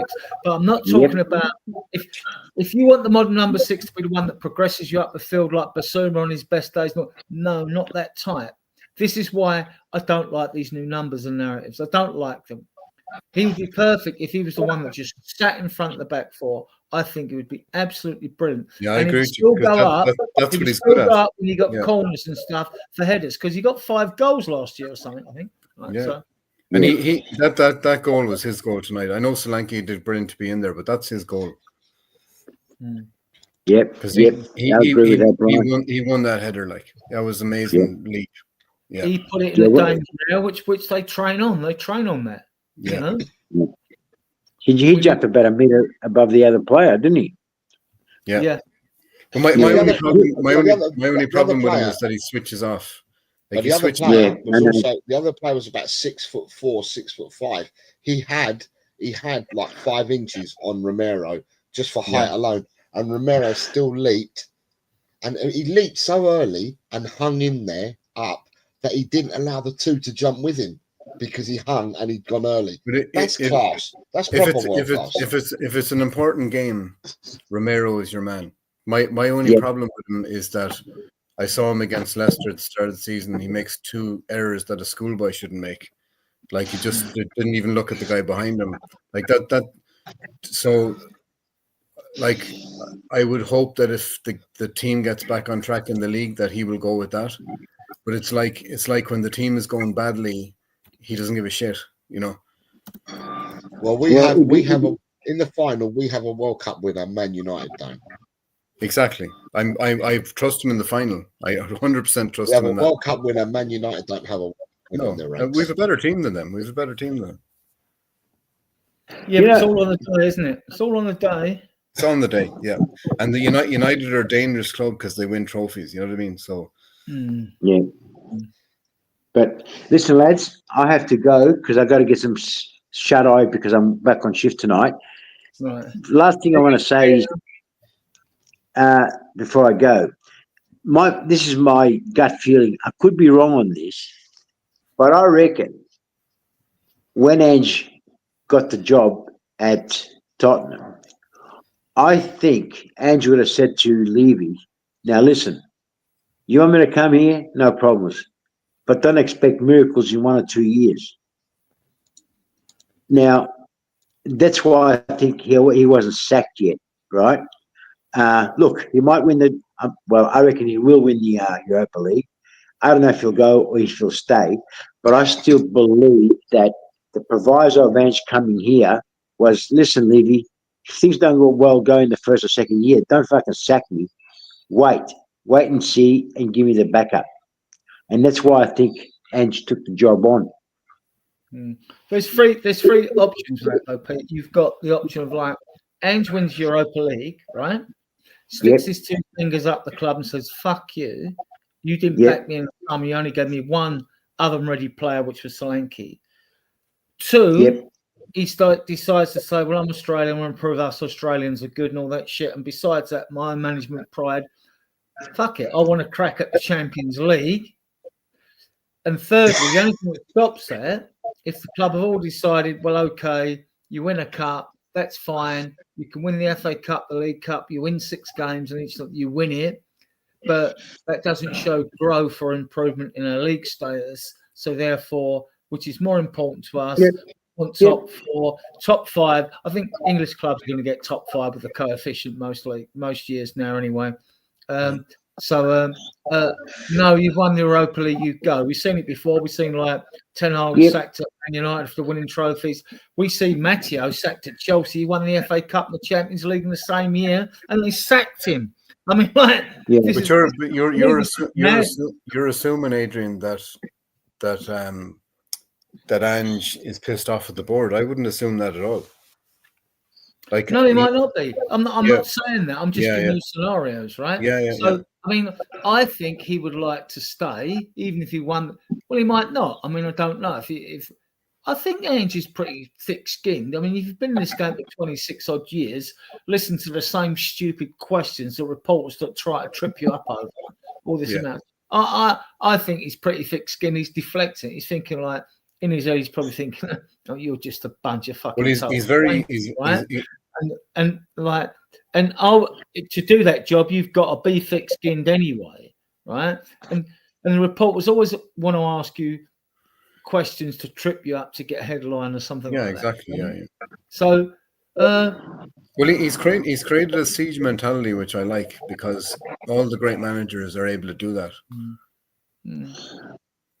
Well, so he's hoping. Or loses, he goes. As fans, we want to win this trophy, you know. Yeah. But he's created a family in that dressing room, which can't be underestimated. They're clearly all because I think if Paratici comes back, Paratici wouldn't have wanted Ange at the club in the first place. He wanted Enrique Lucas, didn't he? He wanted. Yeah, but maybe Paratici will start to believe in Ange as well. You know, I don't know. It's not going to happen, mate. It's not going to happen. Ange is not Paratici's man. No. Paratici's got his own pyramid that he operates within, and if Paratici's brought back, it'll be Paratici. Langer will go, and he'll probably pick someone like Gabardini to come back. Scott Munn will go. And Scott Munn will go because Paratici's there. Langer will go because he'll probably bring in Gabardini or someone of that ilk, and he'll bring his own manager in. I hope it's Xavi or Inzaghi. Well, it could be Inzaghi. Then I don't know too much about his manager. I know Inzaghi's doing brilliantly well. I don't know on the style of football. Well, Inzaghi, Xavi. When we've been linked with 14. I listed before on different podcasts in our channel, and like Inzaghi's honestly, in between. I wasn't inspired with him. I like Xavi. 7 games for Barcelona, knows football, ex-footballer, managed Barcelona when they're going through sorting out their finances, which is still shit to be honest. And he brought in Lamau, and he brings in young players as well. So with my limited knowledge of Xavi, apart from he played in the fact in a shit Spanish midfield along Iniesta and Busquets, you know what I mean? Apart from that, right? I mean, like, I would take him. I think Ange is going, and I just think he's been unlucky. I think he's been unlucky because we've had so-called world-class managers before in Conte and Mourinho that couldn't produce an attacking football team. They relied more on defensive teams, right? And if you're that good as a manager and you've won trophies, that's what got me with them. Because my Spurs DNA is the Spurs way always was back in the days, in the 60s onwards, was the Spurs way was an attractive attacking style of football.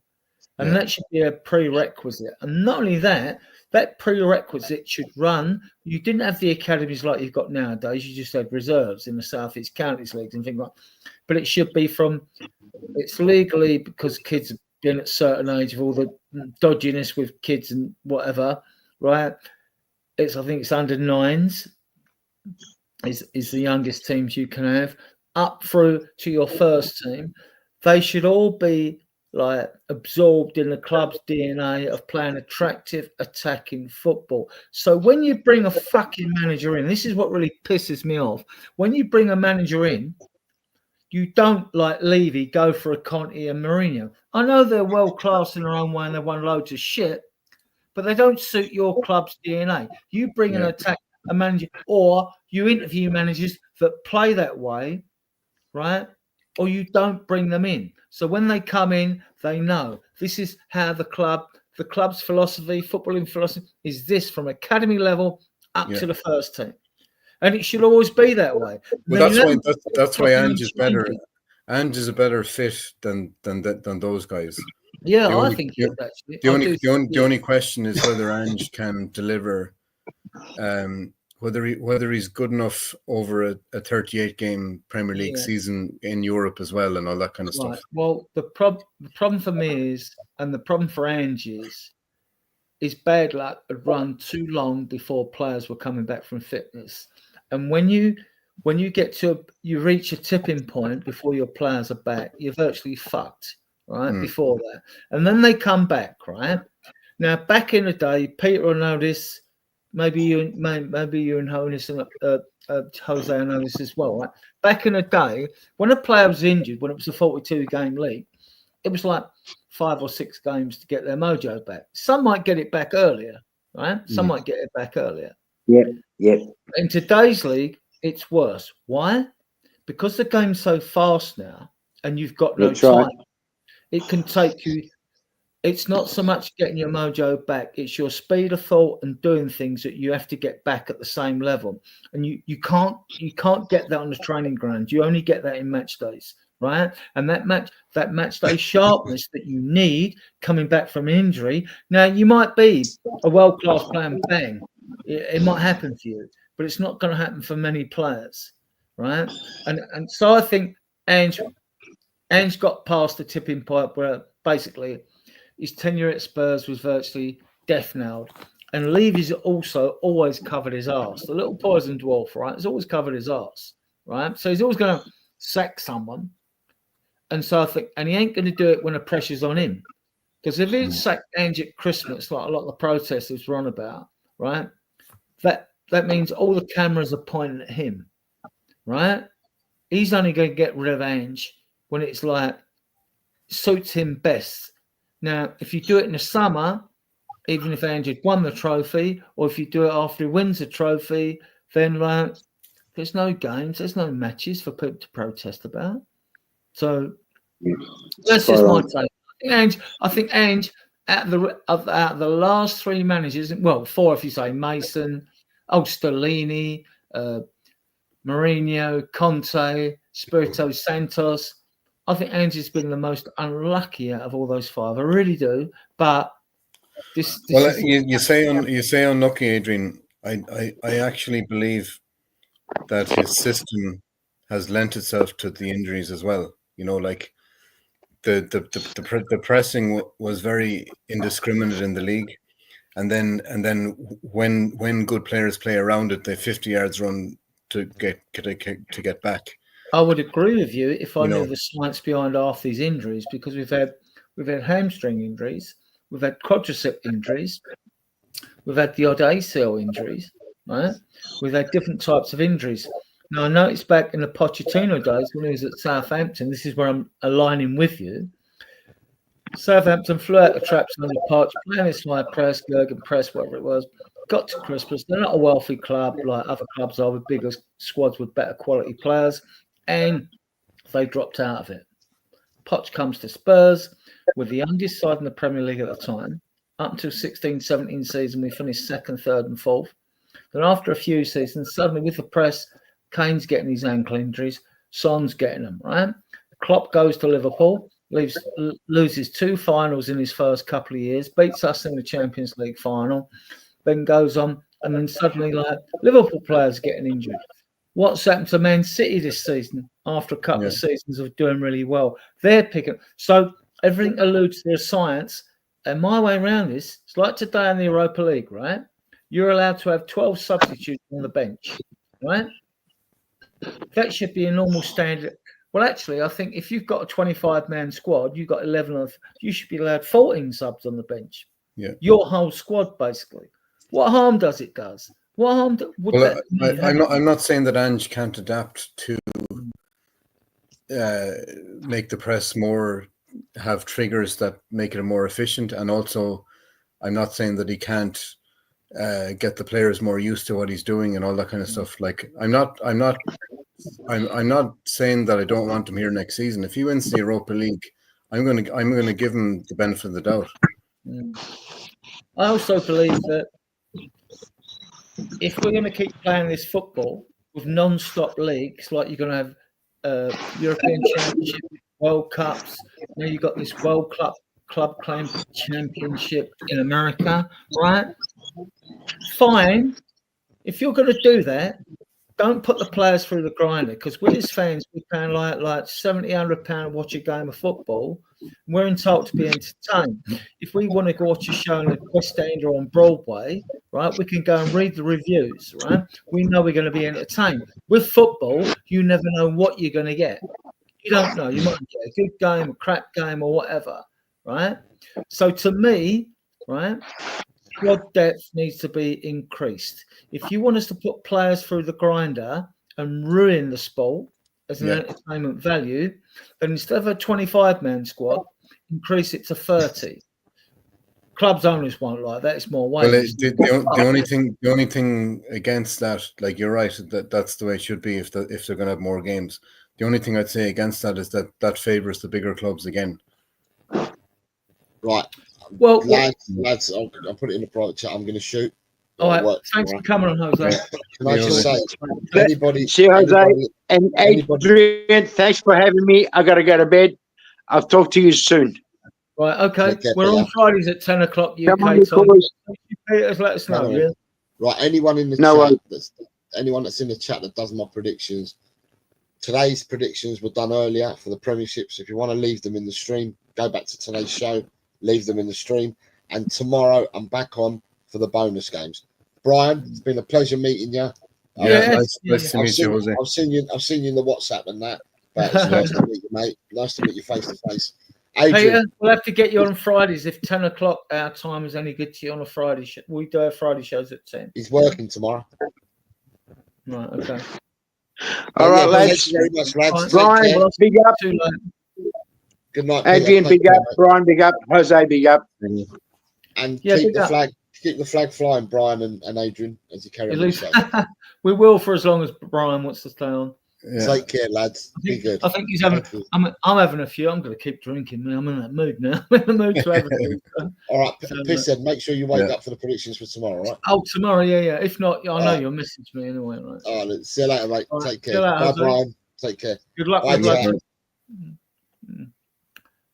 Yeah. Why haven't I seen you in any other shows? Huh? I haven't seen you in any other shows. I've not done many. I've done. I was on Shawnee's show like 2 or 3 times. That's it. Oh, Sean's cool. Yeah. No, he's brilliant. I love Sean. He's very. Blaine's cool as well. I think it's from Northern Ireland. Blaine, yeah. Love Blaine, yeah. Yeah, he's pretty cool. Yeah. Who was your man of the match today? Could you pick one? It would have to be one of the defenders or Bonero, are you doggy? Morrow, even. They all played well. They all did their job, so what? Yeah, I'd probably give it to Basuma or Romero. Well, Bentancur was good as well. He was good, actually, because it was a good defense. Because the back 6, 7, including the goalkeeper, Vicario didn't much to do. All the defensive players were superb, really. I thought it was good that Vicario didn't fuck about too much today. He hoofed it most of the time. Yeah, like he only passed it when he had an easy pass. Yeah. Yeah, but like I'm more in favor of that. Like if you're a keeper and you're not confident, don't take chances. Like it's not I'm old fashioned like that. That's to me that's the area of the pitch. With him, he lets the ball through his legs against West Ham in the same game, makes a worldie save with his wrist and a strong left arm, Yeah. And he's a great shot stopper. Yeah. Do you want him here next season, Adrian? Yeah, I do. I mean, yeah. This is another thing with goalkeepers, right? When people say oh yeah, he's a good shot stopper, but that's the first prerequisite you expect of a goalkeeper anyway, being a good Yeah, shot. but there's different levels. There's different levels of shot stopper. You know what I mean? Like he's premium. You know. Yeah. How you doing, Chang? Are you at work? Chang? Good evening. I just only arrived. First and foremost, Mr. Stroker, I have to be very, very apologetic here. I was supposed to arrive 2 hours earlier, right around when the whistle was blown. But seeing as I didn't get even a single minute of sleep, since trying my utmost best to do so 12 hours earlier at 7 p.m. time, in the hopes of being able to wake up at 3 a.m. on a Friday morning to be able to witness the kickoff. I'm running on adrenaline right now, but me and Brian, we're running on alcohol. We are. And then see this McConnell's Belfast whiskey. Well, wow.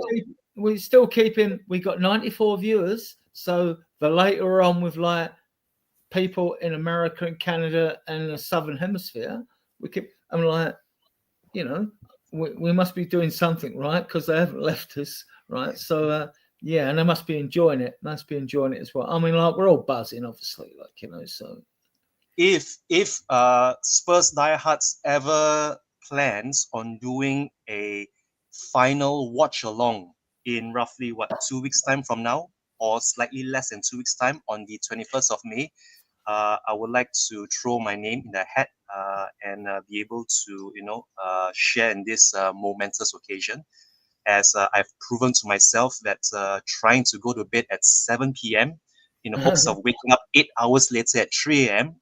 On the cusp of European glory is notwithstanding for me. So having said that, I think this coming Sunday's home London derby against Palace should be a foregone conclusion. Play all the kids, play all the youngsters, all the bench warmers, you name it, the Kinskis, the Dansos, the Davises, even Spence, who I thought should have come on immediately after Porro got his very fortuitous and lucky goal. But a win's a win. And the one thing I'd say with that is Kulu. I want Kulu to play because Kulu needs minutes. Yeah, that we do. Yeah, he's lost his mojo a bit, hasn't he? Even today. Yeah. I mean, don't get me wrong. That perhaps because we don't see. I don't know. I think when Kulu, if you're going to play him in midfield, he always looks better as the backroom man when he's got like Maddison behind him, set pressure off Maddison, and then you've got a choice of Bentancur or whoever you're going to play as well. You know, whether it's Bergvall when he's fit or whatever. So, and like I was screaming out in the first half, while it's still till we got the first goal, I'm thinking like, and you're still nervous because you don't know what's going to happen, right? And I was thinking like, what as soon as Johnson got booked, I'm thinking push Kulu out onto the right wing where we've seen him do well before, and bring Sarr on in midfield.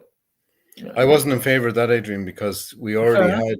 That's fair enough. It's just opinion. Yeah, we already had Basuma, Bentancur. I don't want a guy that's not creative in the 10. Like we've seen that before, and it's not worked very. What I actually wanted was that we bring on Tell for Kulu, and we put like Richarlison up front and Solanke in the number 10 because Solanke can play a bit. You know what I mean? Yeah. But Johnson had the booking, and you're away in Europe. It's not likely that he's the sort of player who's going to get a second booking. But if you got your 2-goal lead, which we had, right, you're thinking like, Well, I'm not saying we couldn't have taken him off as well. You know, Odegaard could have come on earlier for him. Yeah. Well, Tell can play on that side as well. I mean, when you're a winger, you can play on both sides. I mean, so yeah. I thought it worked quite well. I picked the team that started to play. I got it wrong tactically because I actually thought like Johnson did actually get on the near post when that Udogie cross came in earlier. He was there to finish that. They cleared it, right? Yeah.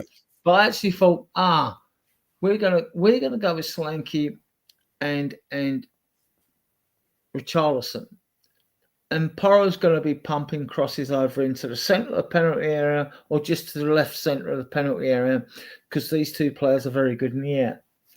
Didn't quite happen. I thought Richarlison was good. He pressed well. But then I thought he was cutting in a lot more, which means which exposed you doggy a bit. But I actually thought you doggy was excellent today, though. I thought Richarlison had a very good game until he got tired. I thought he was good. Yeah. But he's not good enough to take us forward, in my opinion. We need better. But the problem is, how many good strikers are there out there?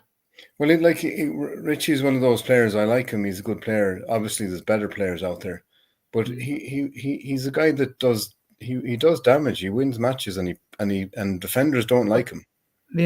Yeah, because of his aggression. Yeah. But Chang, when we look at strikers out there, I mean, like we go like, oh yeah, get rid of him. Yeah, fine, right? And then so we're looking at Delap, right? We're looking at Kuna. Boehmer's more wideish player. And then Gyökeres, who's done well since he left Coventry and has gone into Portugal with Sporting or whatever. But lots of clubs that looked at him, but they're all like that when it comes to the price tags. I mean, well, can he do it in the Premier League? But let me put it this way with Richarlison, right? If Richarlison was playing for Ipswich, he would look as good as Delap, and they'd be going, "This guy's shit hot." Yeah, honestly, that's a good point. That's a good point. You know, because he'd be standout in that team, and he'd be like at Everton, he'd be the star man, and he kept Everton up, and he looked good at Watford as well. Yeah, he did, and he's played well for Brazil, and he's not a bad footballer. The thing is, what you get when people in social media nowadays, people will be absolute cow sons when it comes to critiquing players, right? You're not a bad footballer if you come through all your academy levels, got to play for an international country, and you end up in a first team squad of 25 in the Premier League. Now, it may be in a lot of the squads in the Premier League, they might not be players that are good enough to take Spurs forward or be an upgrade, but they're not bad footballers. This is the thing. That's a bit of a redundant argument because obviously if you get to the Premier League, you're good enough. What you're doing is you're comparing them to other players. So I understand the way people talk because they're making their opinion based on comparing with other Premier League players. Yeah. My issue with that is if you ain't good enough, if you don't think Davinson Sanchez is good enough and all that, don't boo the player off the pitch. Hands it off. No, don't do that. Get rid of the player. Okay, sorry, mate. You're not at the level we really want. You're not going to take us forward. We'll let you go solely or whatever. And goodbye. Thank you for your contribution. And that's it, right? That's me, right? Others are a lot more harsh, They'd rather say take a round the corner and shot. You know what I mean? When somebody was, and I'm probably one of them, was saying Eric Dyer is completely useless, right? You're saying that, but you're saying that in terms of compared to other Premier League players. If he came and played in the Sunday League in one of our leagues, he'd be pinging the ball 60 yards onto a guy's foot. Eric Dyer was when he first came to Spurs in his first match, he scored the winner against West Ham at home, right? Playing us right back. He also got man of the match performances in midfield alongside Wanyama, Dembele and all that, right? He did well. He wanted to step into the back four. We knew tricky forwards could turn him and get by him and score goals or whatever. And he's not a centre back in this league. Got to Germany, done well, right? Love him out there. He might be getting another move from Bayern now. I forget whatever. Yeah, he's going to France or somewhere. Yeah, but the thing about Dyer is that he was very good at the beginning. Played very well in midfield in the first season that he was put in there. And then he did okay at right back, but I think the thing with him was he had one season after the brilliant season in midfield where he didn't do particularly well in midfield. And then he went back into the back four and he had periods of where he was very good and he had periods where he was terrible. To me, good defenders, are proactive, they're not reactive. You don't want it. And when you see with Dyer, it was always backing away, Yes, backing yeah, away. yeah, And if yeah. you come to someone else and then shot on a goal, it's like, oh, it wasn't my fault. Yeah. Really?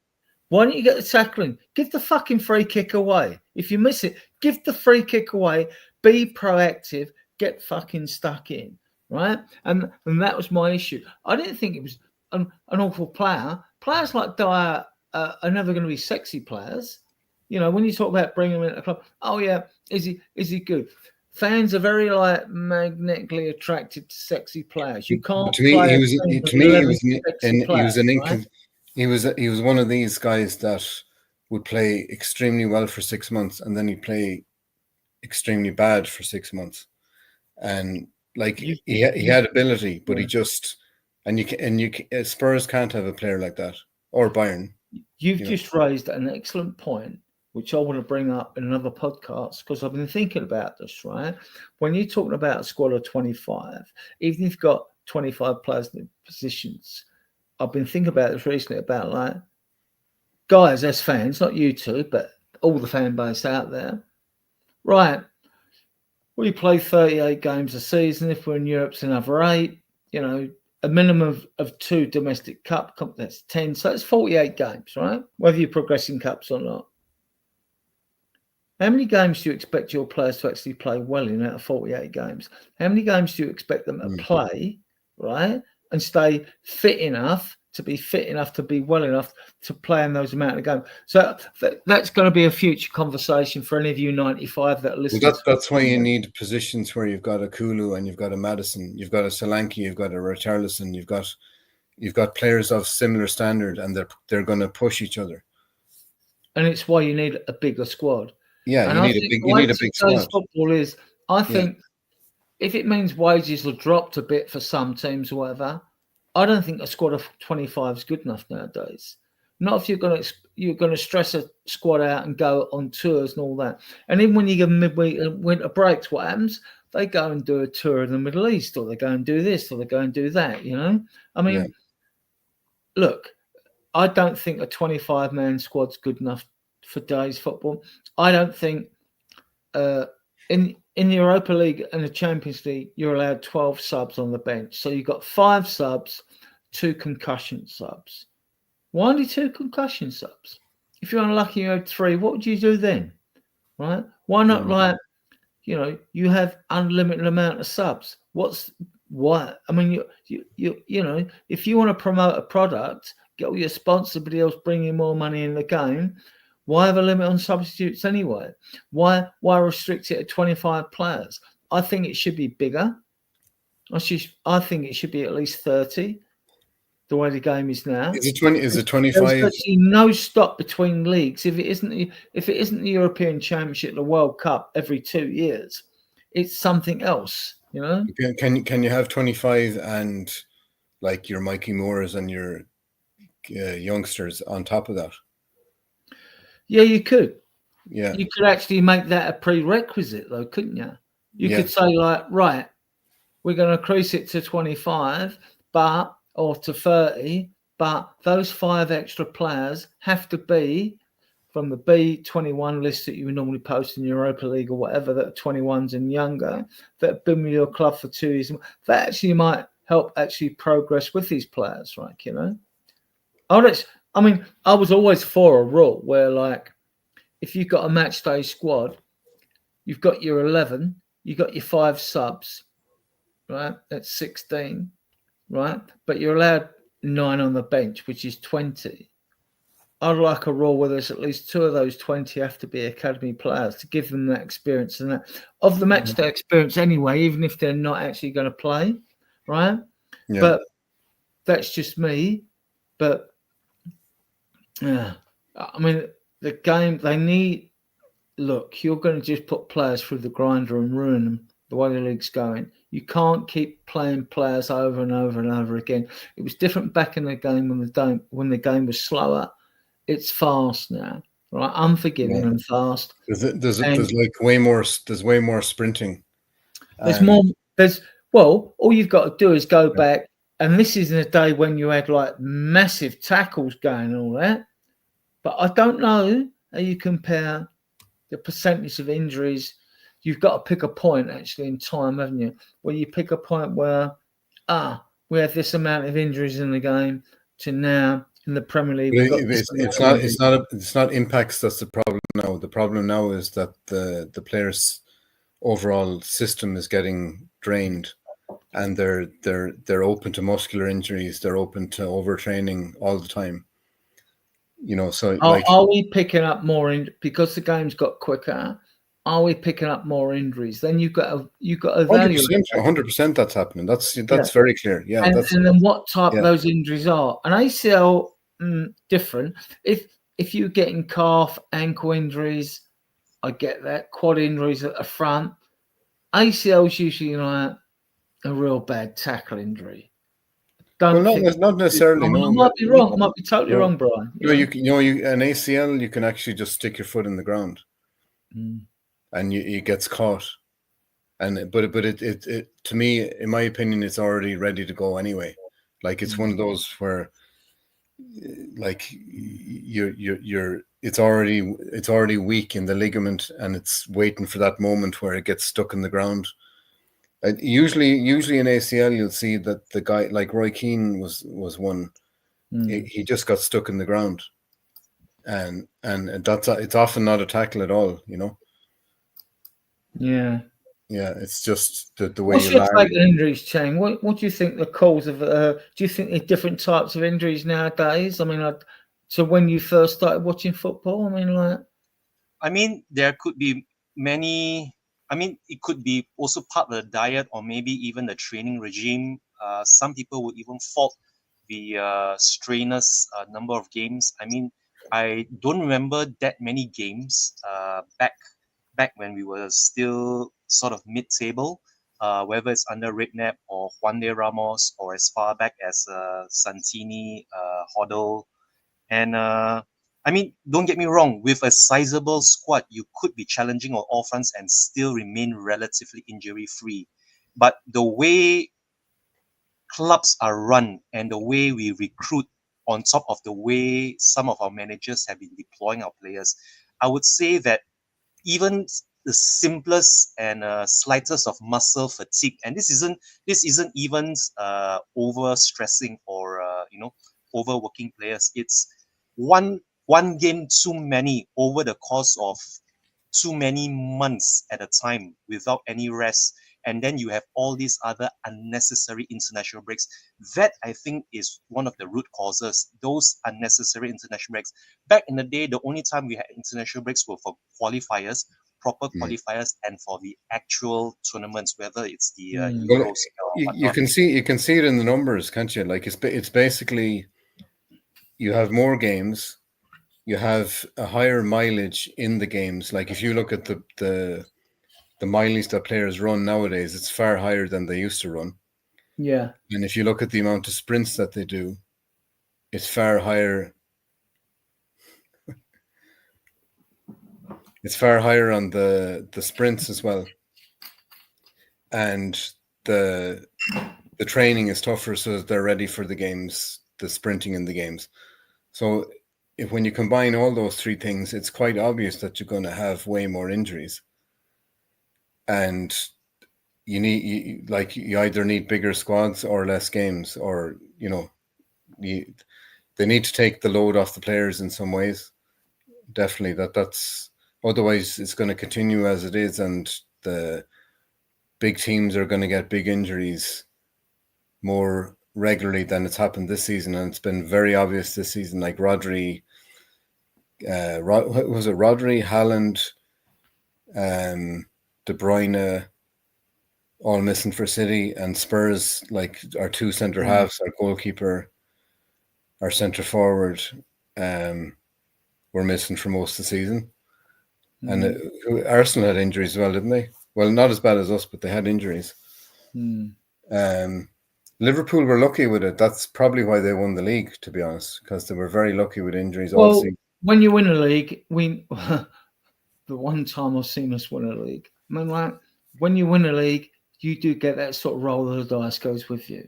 You do get luck with injuries. You get luck. It's not just that; it's a combination of things. You do get luck with referees' decisions in certain games. Well, they were very good as well, but they certainly got the rub of the green overall and as well. That doesn't mean to say they're not good and didn't deserve it. I mean, like obviously they're the best team, and I've got no time for Liverpool. Don't get me wrong. And after the Sissoko handball, or they beat us in the League Cup final one year, so don't hate them. And I don't blame them for that. Because it's the officials that make the decision. This is where fans get to hate other teams. Oh, yeah, blah, blah, blah. You beat us for that and that. Hang about. But your team didn't make those decisions on the field. It was the officials, right? So that's the difference. What did you make of today's game, Shane? I thought the first half was cagey. It was a very closely fought encounter.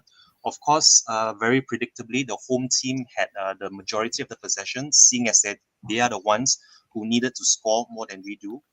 And I was so close to just drifting off after the half-hour mark.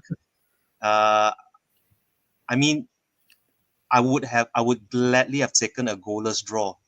A goalless draw would have been, I think, the best for both teams. And the moment I saw, I think it was Romero, wasn't it? Romero is the one who headed it down, who knocked it down for the opener. And once that goal went in, you knew we already had one foot in the games in the final. So I thought we were good for the win, and there were some nerves. I had some nerves, and I think that's what actually kept me up the whole night and prevented me from getting any sort of sleep prior to the 3 a.m. kickoff. And if we had kept a clean sheet at home, then I would have been able to rest easier. But that away goal for Bodo was just playing on my mind, and I thought it was sort of scripted for us to concede away from home, given our frailties. The West Ham London derby last Sunday was no exclusion to that fact, but we kept the clean sheet rather surprisingly. And there were still some nervy moments right at the end when Porro apparently looked to have given away a very cheap penalty right at the death, but thankfully for VAR, that wasn't the case. And say what you want about Porro, he only scores bangers, whether he meant it or not. I mean, he didn't mean it. He said it afterwards himself as well. That goal, I mean, I don't know whether both of you remember this. I believe it was Pape Matasar. Pape Matasar also scored something similar. He didn't mean that either. When we came back from 2 goals down, we came back. I can't remember which team it was. I think we were playing away. And we came back from 2 goals down to draw that game by 2-2. And Sar scored something similar. And I'm so glad for Porro. I think he scored 2 goals now in 4 Europa League games. He scored 1 in the quarterfinal and another 1 now, so that's 2 for him. And I really like Porro. To me, he's been an absolute warrior all season. He's got quality as well. I think I might have to eat humble pie with Porro, because when he first come and we played away to Newcastle and Leicester, he was terrible in that game. He was fucking awful. Right? Yeah, he even had to deactivate. Even now, a question I know you're fast, but I'd like to see you standing goal side occasionally, rather than push forward past their wing and all that, unless you're really that confident with your pace, right? And there's been times this season where we've conceded a lot of goals on the right-hand side. And then I'm saying to people, net gain, not net. Is he a net gain for us? For all what he does well, for all what he does badly, over all the games we played, is he actually a net gain for us? I think he's technically superb, right? Yeah, he is. Yeah. And I'm still all right, he's got a goal to go, and I'm still not sure. He's a good player, Adrian. No, he's good. No, I'm not saying he's. I'm saying he's technically superb as a player, but I'm still not sure. He's still learning. He's still learning his trade as a fullback. He's a wing back. You know what I mean? Yeah, my argument with that, Brian, is I've said it before on other podcasts. right? Wing back is another Ponzi descriptive narrative that's come into the game, right? If that means that you're absolved from defensive responsibilities, I don't want you in my fucking team. No, but it just means that when you play fullback, you need to be more aware of certain back post issues and stuff. This is the other thing with robotic football. It drives me nuts. I mean, I'm 70 years of age, right? Why this drives me nuts is because you've played football and I did, and I was crap, right? So exclude me, right? You've played football through the lowest levels of league football now, lowest levels of academy football, whatever they were. I know they go to under nines now, but they might not have done it in your era. It might have been under 10s or under 11s, right? All through those areas where you should have played under all sorts of systems.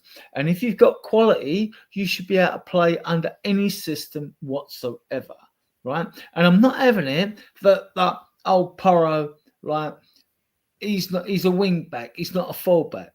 I'm not having it.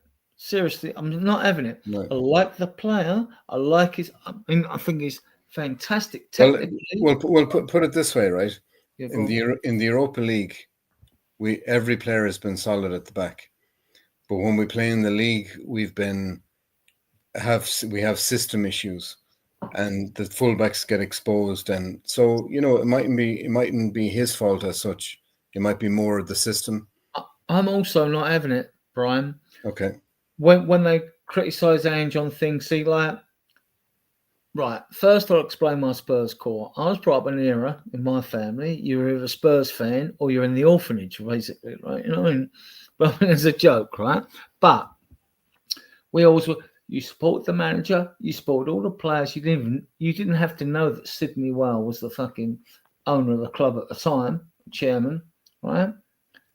You didn't have to know any of that, right? But you support the club, the manager, and every player, right, while they were at the club. That's my Spurs core, right?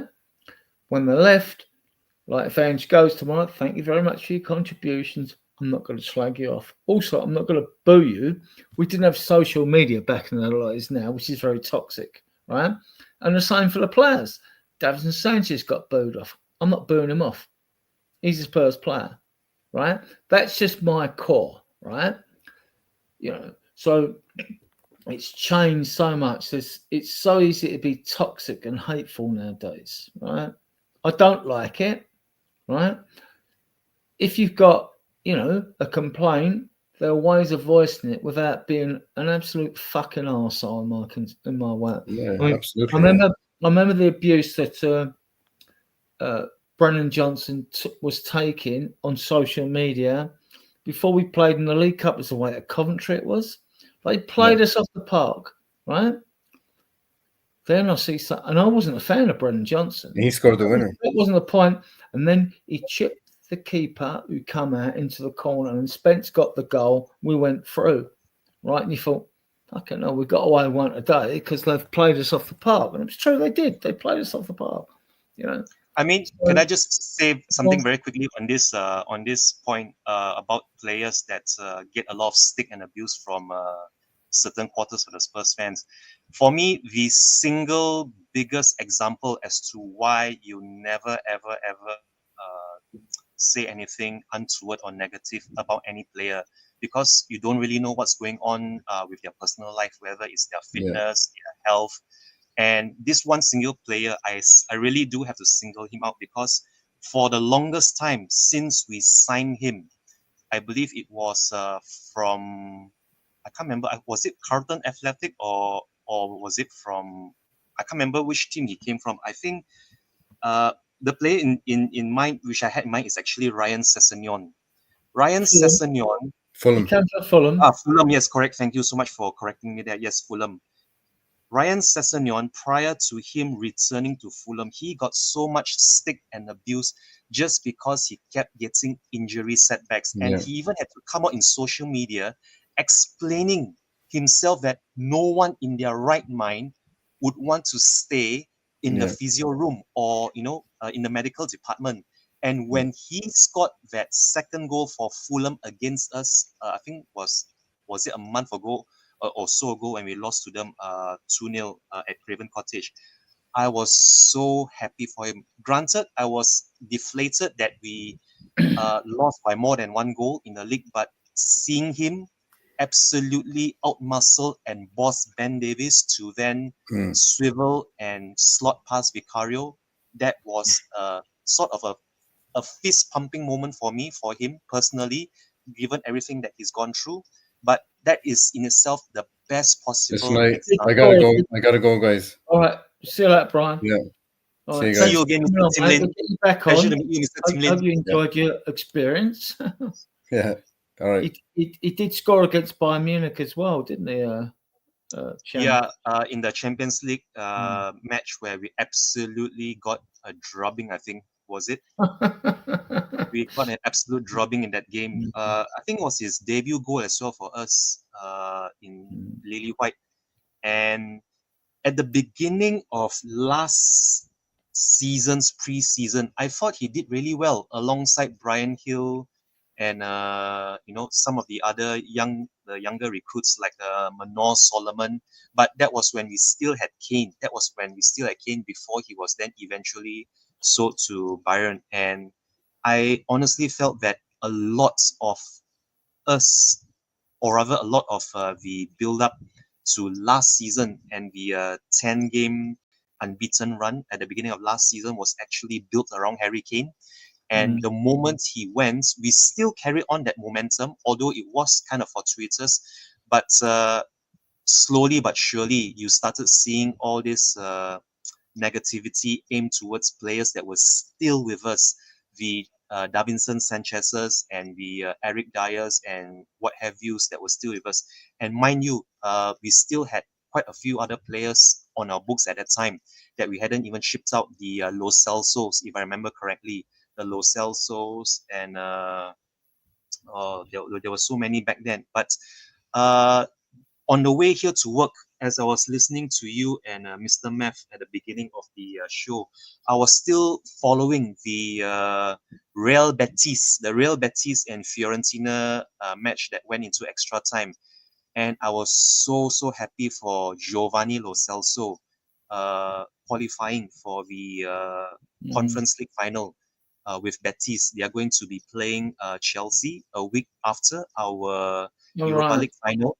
And that would be a match to be on the lookout for a potential Spurs incoming in the form of Johnny Cardoso. A lot of people might not remember this or even know what I'm referring to, but we 25 have million euros is yes, we do 21 have million pounds. Yeah, we have first dips on Johnny Cardoso, and I gotta say, I was and we've very got a very percentage of the impressed. selling clause as well. He did a lot of the work, and I would say that he did most of the playmaking that eventually broke David De Gea down in goal for Fiorentina. So for me, I would be paying very close attention to both Giovanni Lo Celso and Johnny Cardoso when Betis take on Chelsea a week later after our own final, which I thought in a sort of strange way, I thought it was always the Conference League final that comes first before the Europa League final that eventually culminates in the Champions League final. But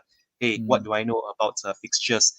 And talking about fixtures, I also have to point out, if anyone isn't aware, the last time we qualified for a European final was also on the 8th of May, 6 years ago in 2019, wearing green. So 6 years exactly to Jade, the day. Jade. Yes, 6 years exactly to the day when we did that miracle at Amsterdam. We've repeated the same trick, although in less dramatic circumstances, but also wearing jade or green, however you put it, or emerald, if it suits you. But we find ourselves in yet another European final, 6 years to the day since we last qualified.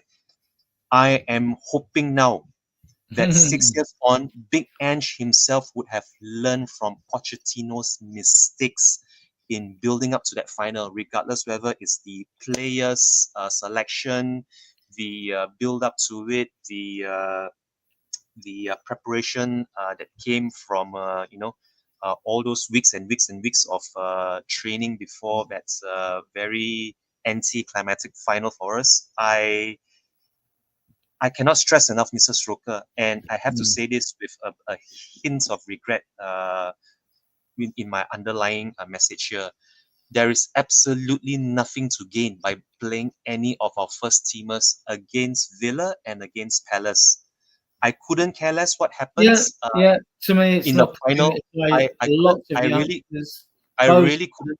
those that have come back from loan. I mean, we have a list here.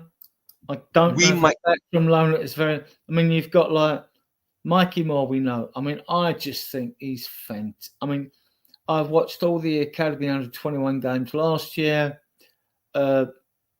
This kid is something special. He's a generational talent. Go to Donnelly. He's been out at Orient. He's got a wicked forward defence pass on him, scores fantastic goals.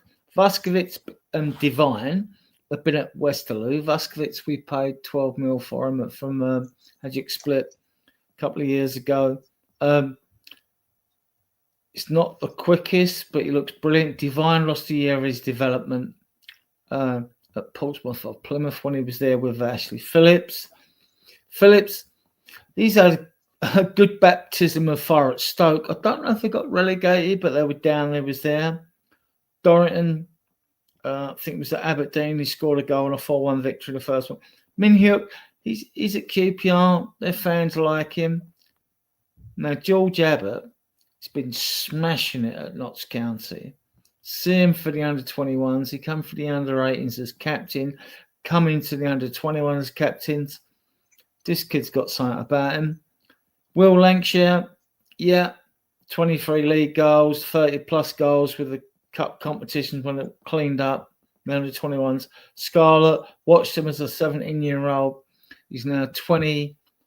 He went to Ipswich, didn't get much game time because they got promoted. It was at Oxford. I think he got 4 or 5 goals there in 20 games. Ajayi, you would have seen his goal against Elfsborg, right? Yep. Keeley, 14 clean sheets in Orient, right? Well, goalkeeper gets 14 clean sheets. And to be honest, I haven't seen that much of goalkeeper Keeley. Now, Gunter, for the under-21s, seen him play, and I like him, right? He's got a world to him, but unfortunately, he's got a team that conceded loads of goals. Matthew Craig, he's at Mansfield. We might sell him for 200 grand, I think. Tarasol, seen him. He's one of those enigmatic players that you don't really know. When I've seen him, ball carrying midfielder, Gascoigne-esque, right? Seen him, looks good or looks awful, right? Callum Stacey, good, looks good. Williams Barnett, he's 16, plays as a number 10, right? And this kid looks exceptional. But you're talking about a 16-year-old. There's another kid in that team, Thompson, the winger, the left winger, that I've looked at, and he looks dynamite. But look, you don't know, because only 3% of academy players make it to be members of their 25-man, 30-man squad, and most of them are not in the top teams, because the top teams buy ready-made, oven-ready players. They don't bring their academy players through. You look how long it took Jadon Sancho to come through at Man City. Look how long it took Phil Foden to come through at Man City, right?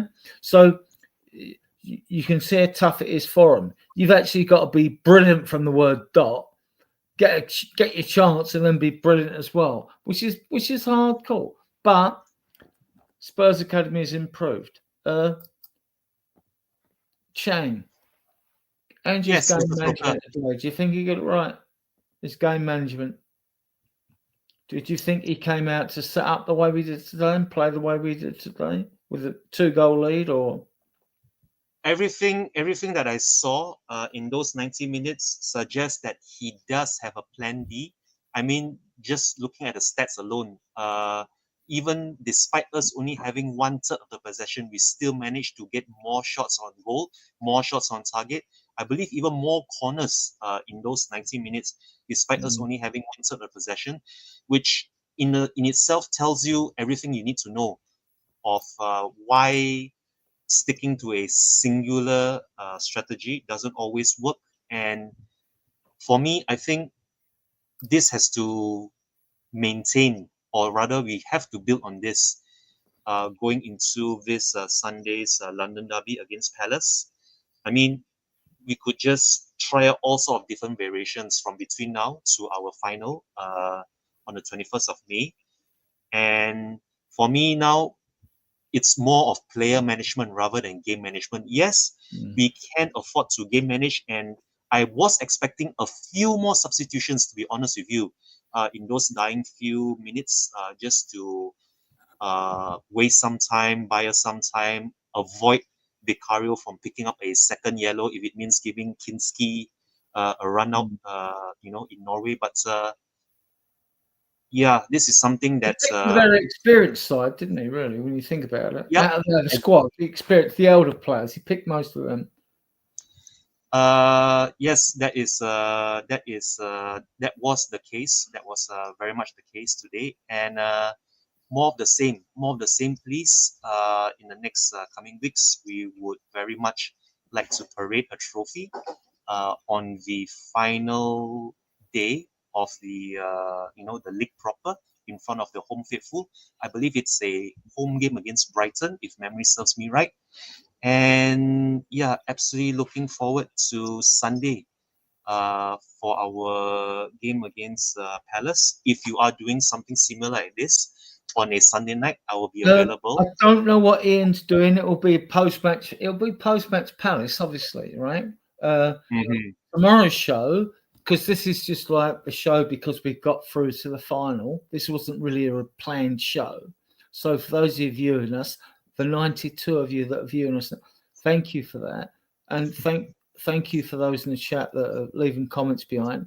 If some of you could just like get over, and if I could find the banner, right, and subscribe to us, that would be brilliant.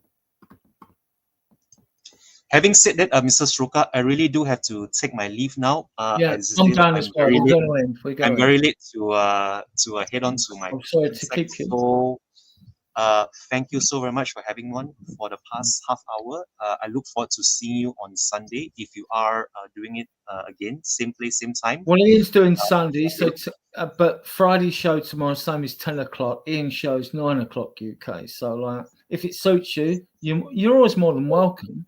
But I mean, like, I run the show mainly, like, you know.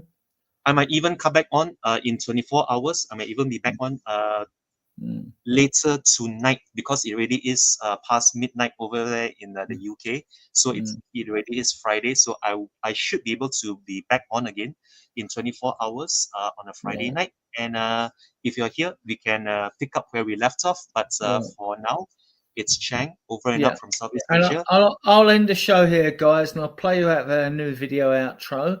And I want to, just before we go, want to thank you all for joining us, those that have joined us after a buzzing time. We're through to a final, right? We've got 91 of you viewing us at this particular time, right? If you can, get over. If you like the content, please subscribe to the channel. That's what we want. It helps the algorithm. And I will play you out with this, which is our Spurs Diehards anthem. Until I die.